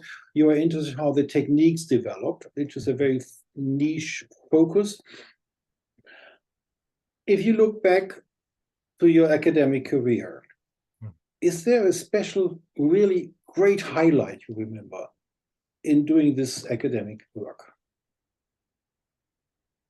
I remember Eleanor and the story when the second manuscript was found in London, when David Just was there on the Christmas party of the Warburg, and suddenly Eleanor had a second manuscript. Did you have something like that? This big highlight? Oh, this is great. I'm at the right place at the right time. Well, oh, sorry. You have always those little moments. I studied a manuscript which was in the British Library, which is a set of miscellanea of several documents pertaining to Jesuit teaching of mathematics, astronomy, astrology, which ended up for some reason at the British Library. And it's the only manuscript of that period. And that had the always attribute to a certain author. And when I was studying it, there was something a bit off. And there is 3 copies of the same text. And you start to realize that there's one of the copies which is annotated, and where entire paragraphs and sentences are scratched out and then put into a different way. And then in the other 2 copies, it's not, it's already corrected. So that means usually that probably you're looking at the original, where the author, did these annotations before having the final text. And that is a big moment. And suddenly there was a folio, quite discreet, in the middle of several others, and this is a huge volume, where at the corner he had the basis of the course. So he wrote something like, I will start by teaching the signs, and then the planets, and then the houses, and then talk about the power of the fixed stars. And so he had, like you would do in a napkin, at the corner of a piece of paper, he had delineated the basis for the course that you are seeing complete early on in that volume. And that is a very interesting moment. And so basically, I'm not going to compare that, but you had an experience like that. And the same library, the British Library, Wilhelm Gundel found the Liber Hermetis in a hidden text as well. Okay, yeah. This was the highlight. What was one of them? And you had a small highlight like that. Was there a very big frustration in your academic work? You remember where you were really frustrated? Jesus Christ, I give it up. This is just too awful. No, not that to that point of quitting, but sometimes you cannot access certain manuscripts. Okay, well, that's normal. Okay. Yeah, for several reasons. Let's say every day's frustration. I'm looking at something special. Anything special? No. Well, you were lucky. You were lucky. The big frustration didn't reach to you. No, not big enough to make me quit, but it's always frustrating not to know things for certain. Okay. You always get, there are arguments where you do your hypothesis and you're always hanging. You don't have the final proof of it, but you have to learn with it. Okay. Foundation of your work in the astrological field. In the Hellenistic times, the practicing astrologers were sort of philosophically orientated, either Hermetic or Stoic or Platonists. Let's say that's probably right. And some mixtures of all the 3. What about yourself? What's your philosophy? I wouldn't know how to classify it, really. I'm very. You are not an hermetist. Not a hermeticist guy, I believe. No, not really. I'm very pragmatic in my approach to things. So when it works, and that's good enough for you. Yeah.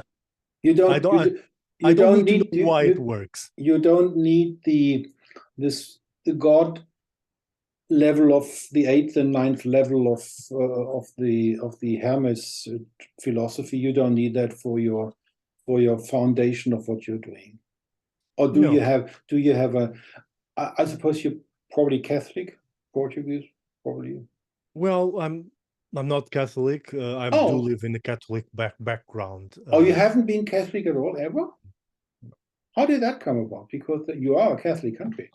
Yeah, well, I'm not in a religious family. My family is not that. Oh, your family didn't force I'm you not. to go to church. Okay. Yeah, so from my generation, no one is baptized. Any alternative you apply? I was 22 years in a Rosicrucian context. Well, I studied esotericism, several stuff on esotericism, of course, but there's nothing I can't say I'm in this line or in that line. With astrology, I became very pragmatical, Okay. So you didn't study the philosophers like the Neoplatonists like Plotinus, Porphyrius, and Proclus, or you didn't interest yourself about what philosophy was behind Kepler or something like that? Well, it's always interesting, and I do like to know, and I do like to read their points of view, but that is not the. That's more informative. That's not founding you. Yeah. Well, the founding element there is, if we can put it like this, is the way that you verify how all this geometry of the planets, in the case with astrology, and all this geometry, that's the best word I have to say, works, and how it moves things around, and how it exists, and how it is. I think that's more my kind of line of. Coming back to your headmaster role and teaching astrology, your courses are 15 people, something like that? 15, sometimes 30, depends on the years. And you have them both live and online, right? I had them both live and online. At this point, I'm just doing them online. Because you are now shifting to online. Yes, because what happened with the online was that the in-presence, if you're doing simultaneous online and in presence, the quality of the transmission is not as good as this one that we have here right now for those who are online. And when we went with COVID to full online, what happened is suddenly people who are outside of Lisbon, outside of Portugal, and who want to enroll in the course, they can. And how is your clientele now? How much percentage is Portuguese online, and how much is outside Portugal? Well, the majority is Portuguese, I would say. Still okay. Still, and you're teaching in English. I'm teaching in Portuguese and in English. Oh, you have an online course in Portuguese? Yeah, so the site that you showed is the English site. Yeah. There is an equivalent in Portuguese as well. Yes. And you have these modules. You have the traditional course. Now let's get into the details of what people are learning. From start to finish, on your site, there are a lot of modules. There are present ones and old ones. Are the old ones active? Do you use them, or is it just a reminiscence? It's just a reminiscence, and they will disappear eventually. Okay. But I keep them available to people to review the course as long as I can. The people who had them can still get into them, but I, as a new one, couldn't go into the old modules. Well, you could if you wanted to, but you will not have the. But I have active modules where you can have the direct the interaction teaching. is only with the active module. Now, I don't like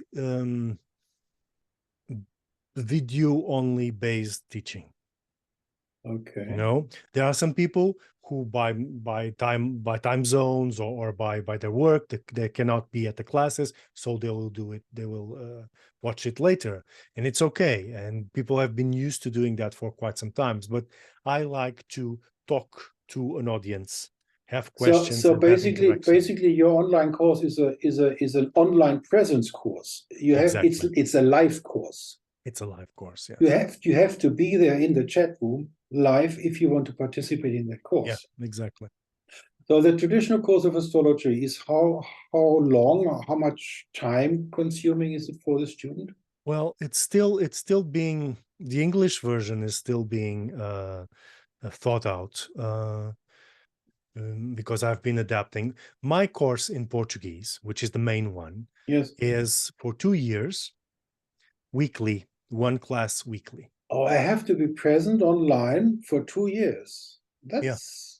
That's demanding. Okay. Yeah, it had been and it was larger at some point, because that will include the basics, all the basic principles, all the bases of delineation, And it's all the interactive. It's all the time interactive, like yeah in a virtual university.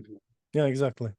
Then it have the advanced delineation, the predictive techniques, and then working example. The last months are working example charts, So that's applying 2 all that. years. That's the 2 years. Yeah. And how much money would a student have given to you if he put the whole 2 years? I would think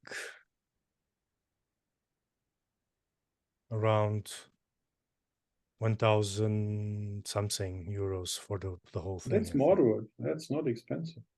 No, I'm not. You should promote your English version because you would be a very bad competitor for the high price people. Yeah, I'm thinking of readapting my courses to this structure. I've been very modular with English because people do not want to be 2 years, learning something. But Yeah, if you really that's a want, problem. That's a yeah, problem. but if you really want to study a subject and master it, You have to go to University Life, so you have to be there present as well. you have to invest on it. You have to invest some time on it. And I think, 2 hours per week is quite good. It should be okay. Yeah, okay. It's not that demanding, I If think. you compare your 2 years with the certificate and the diploma course of Robert Zoller, is that approximately the same amount of content? Probably. Okay. So you are a follow-up on Robert Zoller's course, except that you have a life situation.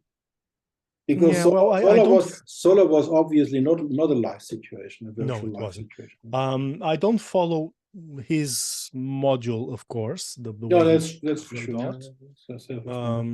But the topics are the same. Any course on astrology. So basically, you would say your diploma, your aim is to have the same diploma level as the diploma level of Robert Zoller's course. Yeah, and I think I must say better because I try to be present. Yeah, okay, yeah, I understand. Which is something he couldn't, for several reasons, for technical reasons, practical reasons, and because of his health, he couldn't be. In one of your videos, there was the subject glossary book. Is that still in the making? Yeah. When will we have it? I don't know. Remember Bruno Huber started the same thing in German, and he didn't finish it. It's complex. Yeah, it's complex. and It's never going to be finished. There's always something. That's a problem with glossaries. It's never finished. Will it be a print version or an online version? I'm still deciding that. I would like to have a print version. Okay, very good. I would like to have. So don't forget to tell me when it's available in English, please, because we don't. It is being written in English directly. It's not being. Oh, okay. Now, the subject of your academic work, the development of the traditional astrological techniques over time. When you were talking with Michael Bryan of the Oraculus podcast, you were talking about combustion as one example, how it changed and how people misunderstand it. If you had to choose the 3 most misunderstood techniques today because of this development in history, what would these 3 most misunderstood techniques be? It's an interesting question. Where you are mostly frustrated that people don't get it? Oh, I think the delineation process itself. Okay, that's one. I understand that. Process. People tend to go to planets in signs still, and I'm talking about traditionalists. I'm not even talking about the modern line, because when I'm planets in talking, sign, I'm in contact with people learning from the So traditional. basically, you would also say people are wrong not to using the terms, right? Yeah. And one of the most annoying things for me at this point, I think, it's sun sign. The sun sign. That idea that the sun is an essential point to interpret in a natal chart. Whereas the ascendant is the main. The ascendant is the main point. And I hear my colleagues constantly following that same error and giving so much importance to sun signs. Yes, okay. Sun signs do not really matter. So that's the second or third one? The third one, you are frustrated at limit. well, essential conditions of the planets, I think. Okay. No, not essential, sorry. Well, essential and accidental, the conditions of the planets in general. I think dignities, you're talking about dignities. Dignities in general, yes. From the dignities themselves, to exaltation, triplicity, etc., to the oriental, occidental, superior, etc. I think people make, and sect is missing nowadays completely. Yeah, it's people forget that these things are, how can I put it? I was discussing this yesterday with my students. These are things that you add to the base interpretation. They do not become the interpretation itself. And people tend, when you're learning, you need to know the definition of these things, identify it, know how to interpret. That's okay. That's the process of learning. So in your approach, dignities is not central. They are central, but they are not the starting point. They are just telling you more information on things. Okay, I get you. See,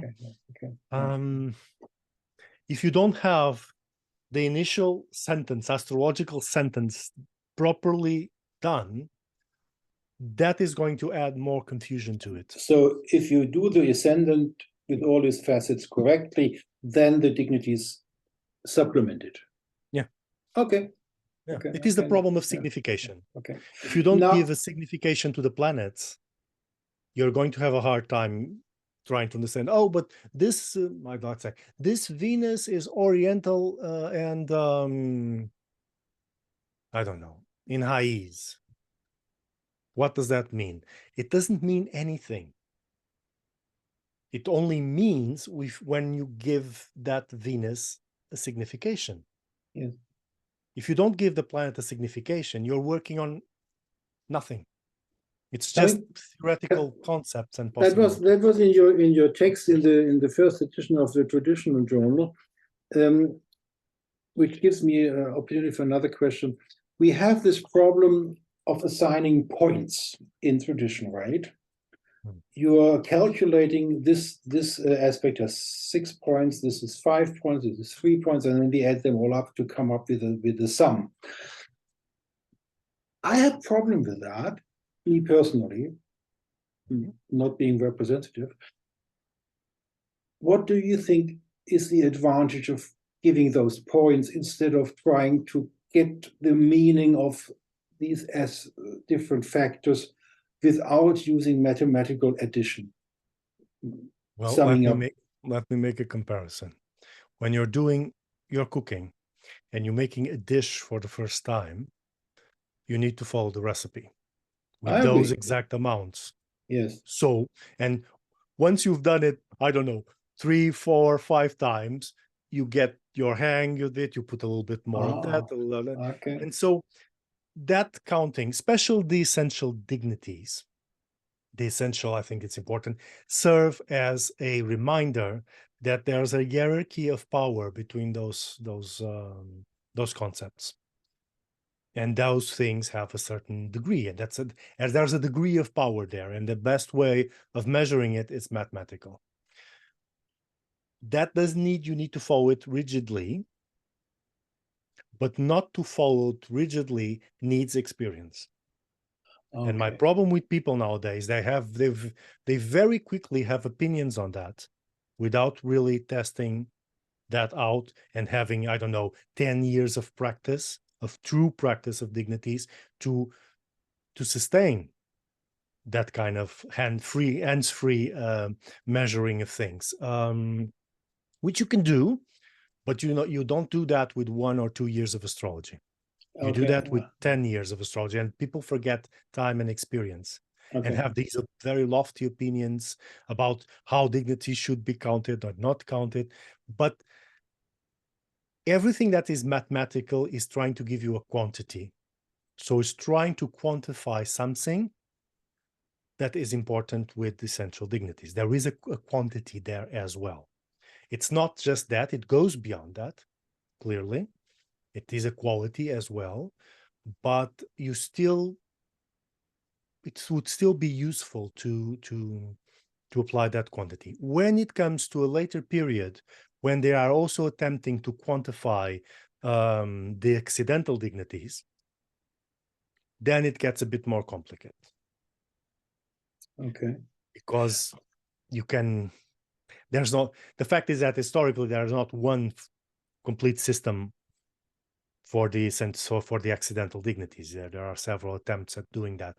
And it can be a bit more dangerous. But still, my students who decide to do the whole table and do the numbers, what good thing that comes out of it is that they already know the conditions of the planets. They get the mastery of the chart, and that is also another problem today. You get everything too ready on the computer, and once you get too ready on the computer, you have no mastery of the chart whatever. You see, because you're not working the chart properly from the beginning. Yes. Yes. Okay. Yeah, and I'm not saying that people would have to calculate it by hand. I don't do it myself.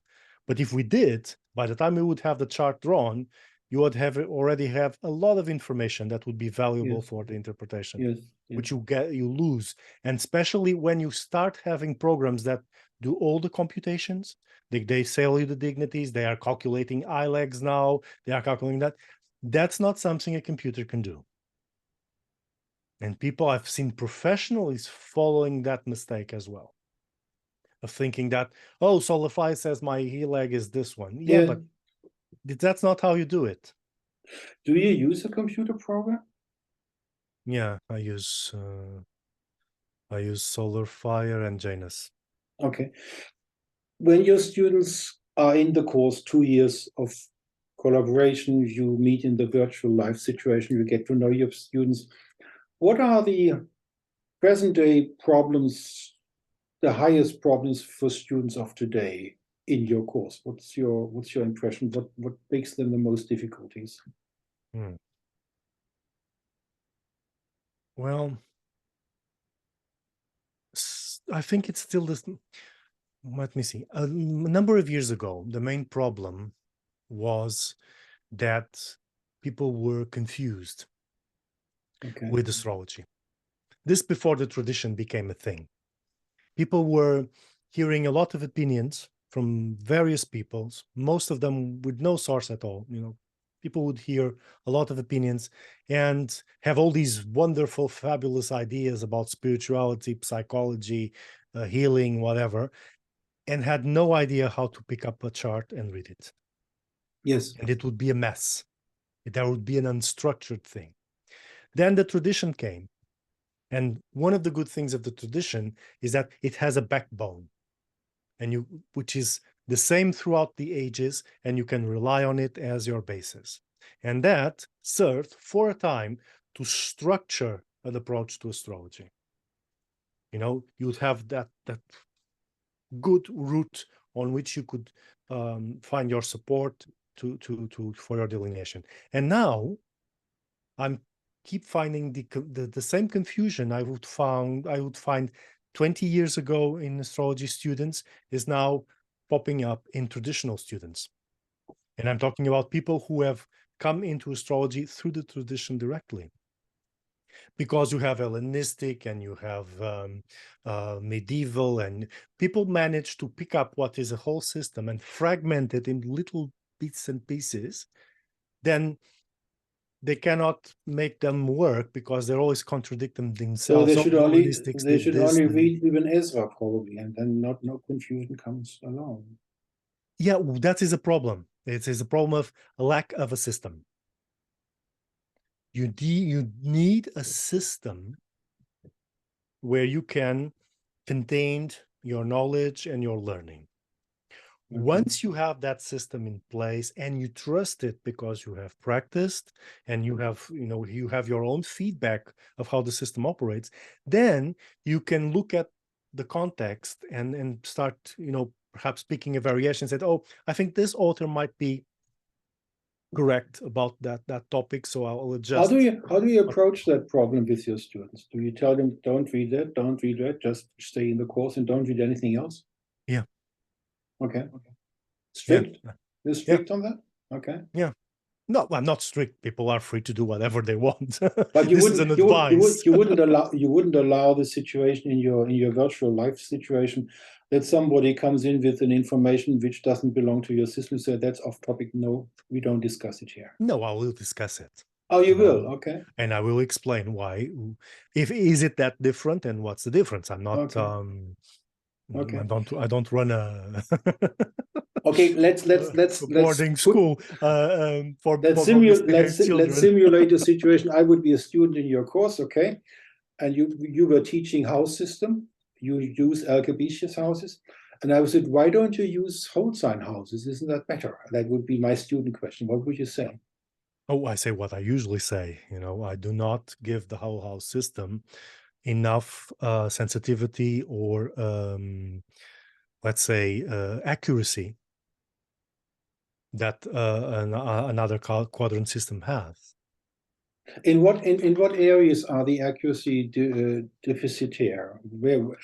You don't have house cusps. That's the starting point. That's the starting point. That's true. And house cusps do give more substance and more shading to the whole process. Okay. But if you take the ascendant, okay, which is 70% of the chart, that could be done with the whole sign system, then, in your opinion? Well, depends. Okay, elaborate. Let's say that you have. Let's say that you have an ascendant at 27 degrees of a sign. Let's say Gemini. Okay.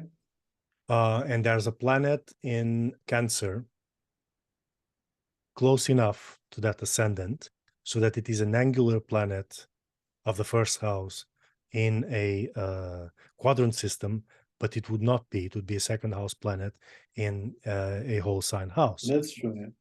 Okay. And these are special cases. What about the not so special cases? Well, when we're talking generic, there are charts where there's no real difference. Right. Okay. But those basically, your argument is, in a quadrant system like Algebraic, we need the Algebraic for these situations. And if we don't have these situations for the ascendant problem, the whole sign system would suffice. Well, what happens throughout history is that all the testimonies that exist on practicing astrology, they always say things which are less accurate mathematically can work for generic things. Yes. But if you want specificity and precision, you need the mathematics. Involved. That's the attitude that I see in all astrologers of the past. Do your students, as you mentioned with Chris Brennan's video, you teach calculating the chart, right, by hand and with a computer for the mathematical process. Do your students have problems with that? People are very resistant, very afraid of mathematics. Yeah. I think that's unfortunately a cultural thing. But I do want them to at least once in their life calculate the chart with the tables. Yeah. Okay. It's not that difficult. I think people, make a whole lot of a big problem out of nothing. In Germany, for the diploma of the German Association, the Deutsche Astrologenverband, you have to write a thesis, a long thesis. What about your course? Do you write a long thesis? You need to present a research on a chart, let's say, sort of a thesis, not a thesis. I wouldn't call it a thesis, but a large report at the end. Yes. Is it a delineation text where they have to delineate a chart? Yeah. How many pages? 30 pages at least? No, not that big. Not that big. Okay. It's a small text. Yeah. Okay. Yeah. By the time, because I'm dealing with the students directly, most of the time I know what they are able of. Okay. What they are capable of doing, okay. etc. One interesting problem in traditional astrology is some people say you can't find the soul in the chart. Stephen Birchfield in Norway, in his course, talks about the quality of the soul in the chart. What's your opinion? Can you find the qualities of the soul in the chart, especially in the ascendant area? Yeah, but the soul there is not the soul in the same sense as the modern esoterics have it. Okay. Soul there, that comes from Ptolemy, and soul there is the word he's using is psyche. So actually, those are the significators of psyche, so of the mind, of the psychology of the individual. They're not exactly the soul in the same sense as I don't know, an hermetic or a theosophist would say soul, which is that which survives beyond the body. We're talking about the mind. Okay, so basically you're saying the subject of psychotherapists can be found in the chart, not the sole subject of the Hermetic scriptures. Well, that's a philosophical debate. Yeah, is the soul in the chart or not? Well, it's a good question. I don't have an answer for it. Okay. Any opinion Does on the soul exist outside ourselves, or is the soul what we call the soul just a sub-product of what we are? Yeah. And it's the neurocognition sciences. What is consciousness? What is matter? We are getting into deep waters here. But what you find generally in any text that approach, and I'm not at all an expert on this, I haven't read everything, but what I've read so far is that when they go into that aspect, astrology is always a very material thing.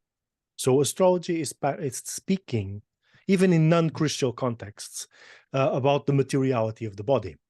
So it's your material which would mean the first book of Cornelius Agrippa von Nettesheim. The first book is on this level, and the second is on the celestial level, and the third book is on the divine level in his 3 books of Occulta Philosophia. So basically, you are saying astrology belongs only to the first book of the Occulta Philosophia of von Nettesheim and has nothing to do with the celestial and the divine spheres. Well, it is a celestial thing, so I wouldn't put it in those. I wouldn't put it in those particular boxes. You see, no, the box is different. Okay, my fault. The box is different. When Agrippa talks about celestial sphere, that's above the moon. Yeah. And let me put it another way. Astrology is the interpretation of a specific moment in time and in a place, using the heavens, the configuration of the heavens. Most of the people think about a human birth, but it can be an event, can be something else. Yeah. No? But let's say a human, but those events don't have soul in that same sense. So a human. So astrology pertains to that physical manifestation. Okay. In that context. Yeah, okay. Does it have any spiritual contact? Well, it has, since one has a spirituality, and spirituality is part of one's existence. So there will be some spiritual content into astrological interpretation. But if you go more absolute into the nature of what a human being is, and if you think there is a spirit, something that is undying, supernatural, eternal, that is manifesting through that event, is it on the chart? Probably not. It's open for discussion. Okay. Yeah. Probably not. But again, this depends on how you're approaching it philosophically. Okay. You are friends with Dorian Giesler Greenbaum, right? Yes, I am. You know her book, The Diamond. Yeah. Now that begs the question, what do you think of diamonds? Do they exist or do they not exist? As an entity, a spiritual entity, not materialized, obviously, but on the angel or higher levels, it could exist as an entity. What's your opinion on diamonds in today's time? Do thoughts have a life of their own? Do obsessions have a life of their own? Do tastes have a life of their own? Perhaps they do. They do exempt lives of their own. So perhaps, I don't know exactly in what form they exist, but there is some kind of, let's say, we are physical, but we are also thought.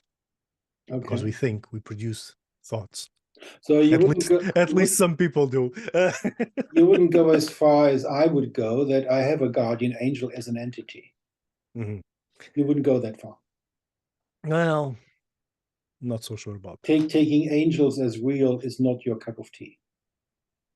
Not in the literal sense people usually. That's what I mean. Okay. When I was talking with Elena, we were talking about the archetypal philosophy of Carl Gustav Jung. And I am working on this problem, what is an archetype in the sense of Jung's psychology? And there are people who think that the archetypes are living entities, and there are people who say, no, they are not. What's your position there? I don't think I have one. Okay. It's not something I considered. No, it's no problem. If you go into your academic field, looking at the old documents, which all the problems about documents, I believe Vetus Valens, the first manuscript is from the 15th century, I believe, and there's nothing real before that. So we deduce from a paper of the 15th century something about somebody living in the 2nd century. And the same seems to apply to Ptolemy as well. Now, if you take these traditions of documents and realizing that the real concrete document is very young and doesn't reflect what's really going on 800 years before that, is there an author which you rely more than on other authors? For example, do you follow the opinion that Ptolemy is an idiot and Vetus Valens is the good guy? Do you have opinions like that? Not that extreme. And I wouldn't go for Vetus Valens. I would go for Dorotheus. Okay, you would prefer Dorotheus, okay. Yeah. So we have one, Dorotheus, okay. Dorotheus, because let's say the problem with that dichotomy is not Ptolemy Vetus Valens. That's a thing that started to happen 3-5 years ago. That discussion came up because I'm not sure, and I'm not an expert on this. Levente Lazo probably would answer this very well because it's his field of study. But Vetus Valens, although it is mentioned throughout the tradition, is not really one of the major sources.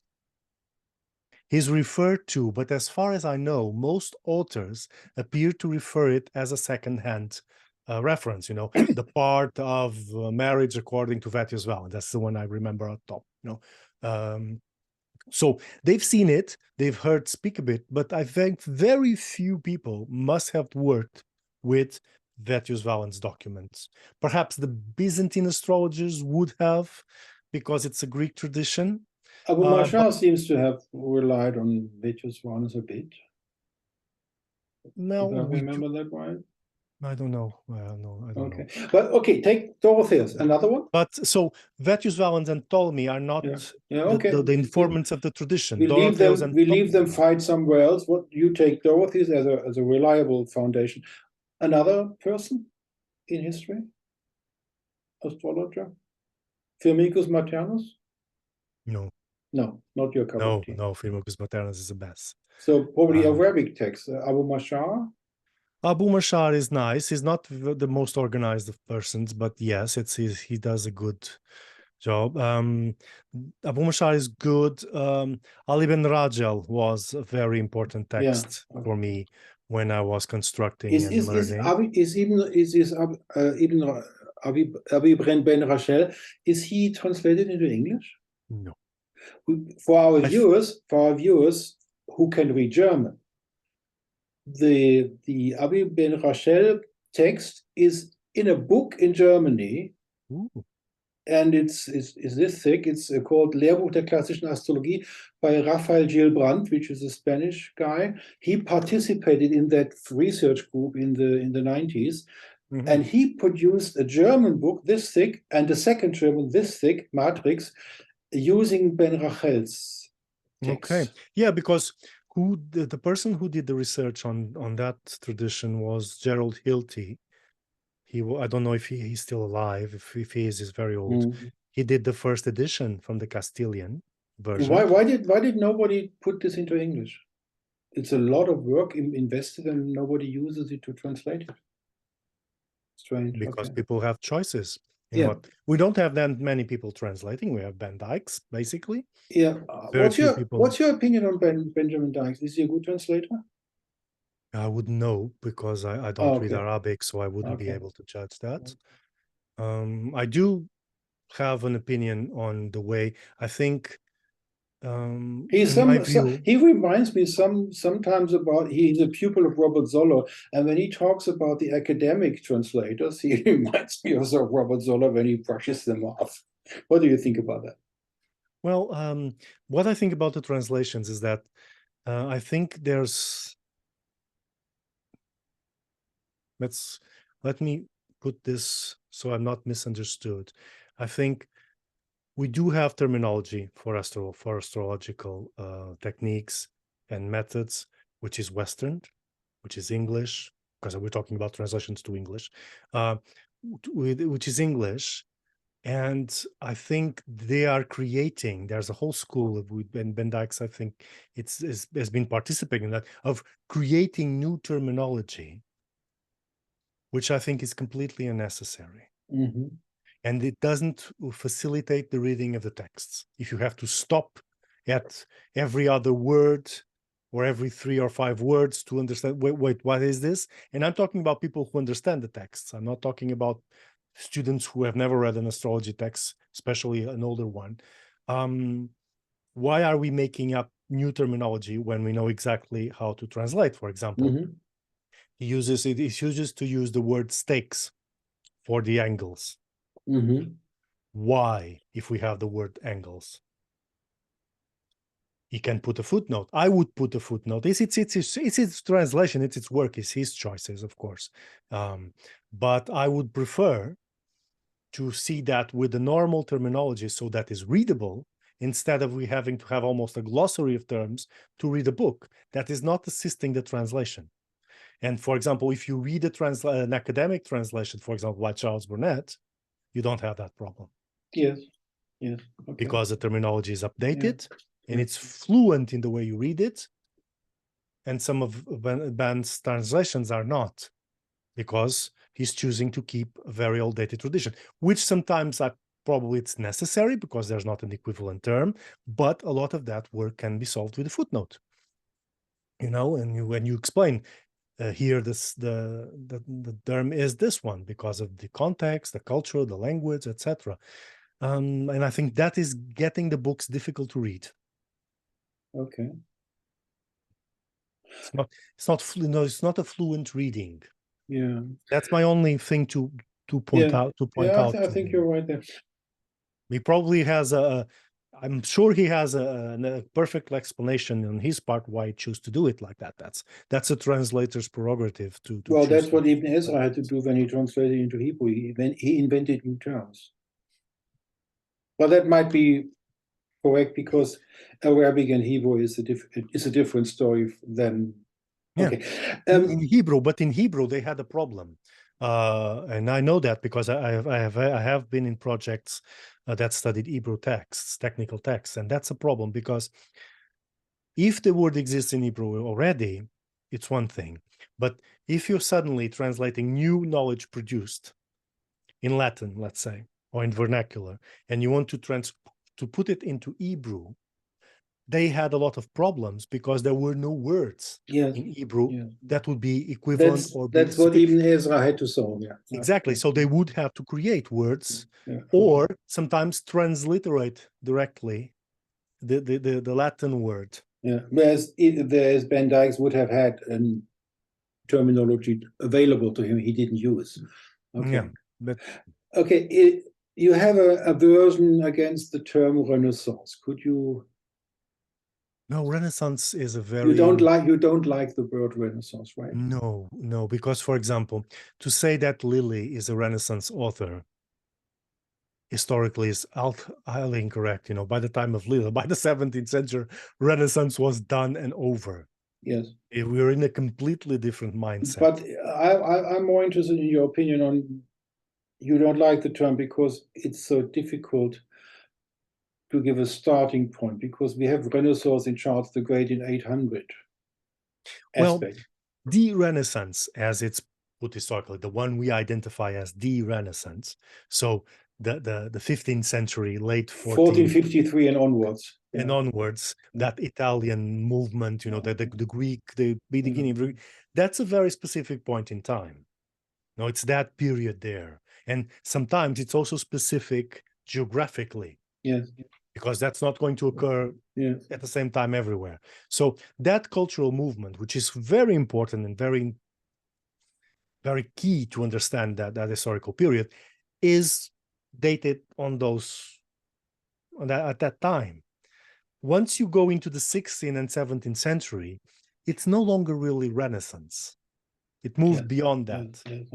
That process has already been incorporated, and it's moving on from itself, to other stuff. You can see that in art, for example. You have the Renaissance art, and then it moves along then you have the Baroque. So by the time we're talking about all these authors, William Lilly, the Renaissance authors, the Cardano, we're talking about the Baroque. We're not talking about the Renaissance exactly as we would see it. So it is a matter of terminology. So to give such a wide period Renaissance is not really accurate. But it is very debatable, even historically, when does a period end and starts, where do you consider it? As you pointed out, there are several Renaissances to consider. You have the Carolingian Renaissance, which we're pointing to. You have later on also the Renaissance of the 12th century with the translations of the of works from Arabic to Latin and to Spanish. So there are several Renaissances, but the Renaissance I think is very allocated in time and in geography. And by the time we reach the 16th and 17th century, and most of the time in astrology context, we're talking about 16th and 17th century authors. That's no longer the Renaissance, truly. When you studied medieval aspects, did you ever come about the 13th century with the guy called, his name was Hugo de Balma in Paris? Never. No, I don't think. Not something for you. Okay. No. The rationalization of astrology is a topic, right? Could you tell us your position? Well, that is a product of its own time. I have a chapter in my thesis and in my future book dedicated on the mathematization of astrology, and other authors have talked about this, in which you can see that comes with the early modern period, so 15th century onwards, where you're trying to make things more scientifical. So I think it started with the approach to be more Aristotelian than Platonic in the Arabic times, and that's more. And then later on, it got more mathematic. But that, I think, the starting point is when the astrologers decided we want to be Aristotelian and not Platonic. Would you agree? Well, I'm not sure if there's a point where someone says that. I think that's. I think that most astrologers, the practicing ones, are not going to debate if they're Platonic or Aristotelian. Well, some confess I'm Platonic. You can find Charles Orwood is one of those. But yeah. that's the person's own philosophical posture, religious posture, etc. Okay. Most of the astrologers thinking historically are concerned with practice. Yes. So they don't really are going to be thinking about that in deep. You find that in other works, which are reflecting upon astrology or what the nature of knowledge, etc. And then you have that kind of discussion. But I think the average astrologer wouldn't have that kind of discussion. Like today, Okay, I think my last question would be, if you had the chance to organize a traditional astrology organization, and you would have to decide which is allowed to enter, what people of today would come to mind? Who would be part of your new association? Sharon Knight, for example? I'm not going to even go there. I wouldn't. From the experience I have, I wouldn't organize anything. Okay. Now, let's put it other words. Do you have a network of people which are thinking like you? Yes. How many? Well, 3 or 30? Well, more close to 3 than 30. Okay. I think. So basically, we have the situation that on your level, not that many people who can talk with you. In a sense, for example, one of the things astrologically is that I don't use the new planets. Well, that's understandable. And nowadays, not only there are more people using the new planets, and I've already seen and heard some criticism of our non-peer-reviewed friends out there, accusing fundamentalist people who don't use the modern planets. So that starts to be complicated. I don't usually bother people, what they do or do not, even if I think they're doing something absolutely stupid nonsense. But what's the problem? I mean, I know what the problem is, but our viewers might not know what the problem is. I can refer the viewers to this very interesting podcast with Chris Brennan and Benjamin Dykes about Robert Soller. What is, for our viewers now, we both know what we're talking about, why we shouldn't use the outer planets. What would you, if you would be invited to a public speak situation for people who don't know much about astrology or who are only psychological astrology, what would you tell them? What are they doing to the craft when they use the outer planets? Well, they're taking into consideration, they're assuming certain meanings and certain operative qualities that those planets are supposed to have, which are not really verified, are not acquired, and 90% of them or more are not acquired astrologically. They're acquired theoretically by thinking, if the world is pink, then my glasses are also, stuff like that. And most of the way that their meaning is justified in modern astrology does not mix philosophically and ontologically with the tradition, and people don't realize this. Let me give you. And if you use Pluto, Saturn gets unemployed. If you follow the reasoning, yes, but it doesn't. So what's happening there? The thing is, and so you cannot choose one thing and the other at the same time. I always give this example with the asteroids. People who use the asteroids, at least the ones that are more loud in their use, assume that the asteroid acquires meaning through the naming that it has. So, for example, and I've seen this example around somewhere, if the asteroid was named Beer, apparently there's one out there with that name, then it would mean beer or astrological things that are related to beer. If you assume that is correct, that philosophy of giving meanings to a celestial body is completely different from the philosophy of giving meaning to celestial bodies that the tradition has. So you cannot put the two things together. It's olive oil and water. They don't mix. You cannot make coexist in the same practice systems which are incompatible by nature. And people don't see this. And this extends to a lot of things. You know, I've seen traditionalists speaking about the signs and then saying, but we shouldn't use the zodiacal alphabet of sign equals house equals planet. But then they're attributing to that sign a lot of significations that are clearly coming from the house, which they erroneously supposedly correspond to, and not to the sign. So again, and it's very difficult. You know, I've passed through the process of stripping myself as much as I could of what I've learned of modern to be able to fully understand the tradition. It's not an easy process, but nowadays we're seeing a mixture, which I think is extremely toxic to the tradition. And I think people have not realized how toxic it is. Yes, okay.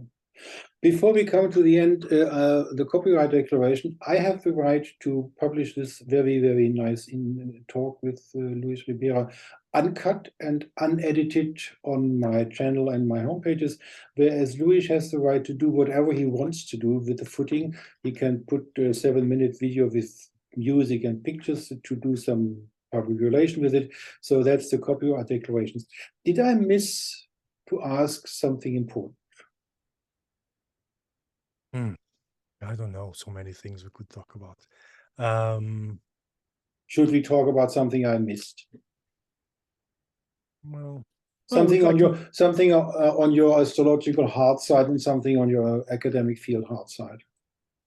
Well, I can take one that I've spoken to students this a lot, and this is an opportunity of speaking it a bit more publicly. Is that I've joined in myself two different perspectives, the one of the historian and the one of the astrologer, which, as I told you by email, I don't mix in the sense that when I'm being an historian of science, specifically an historian of astrology, I'm an historian, I'm not an astrologer.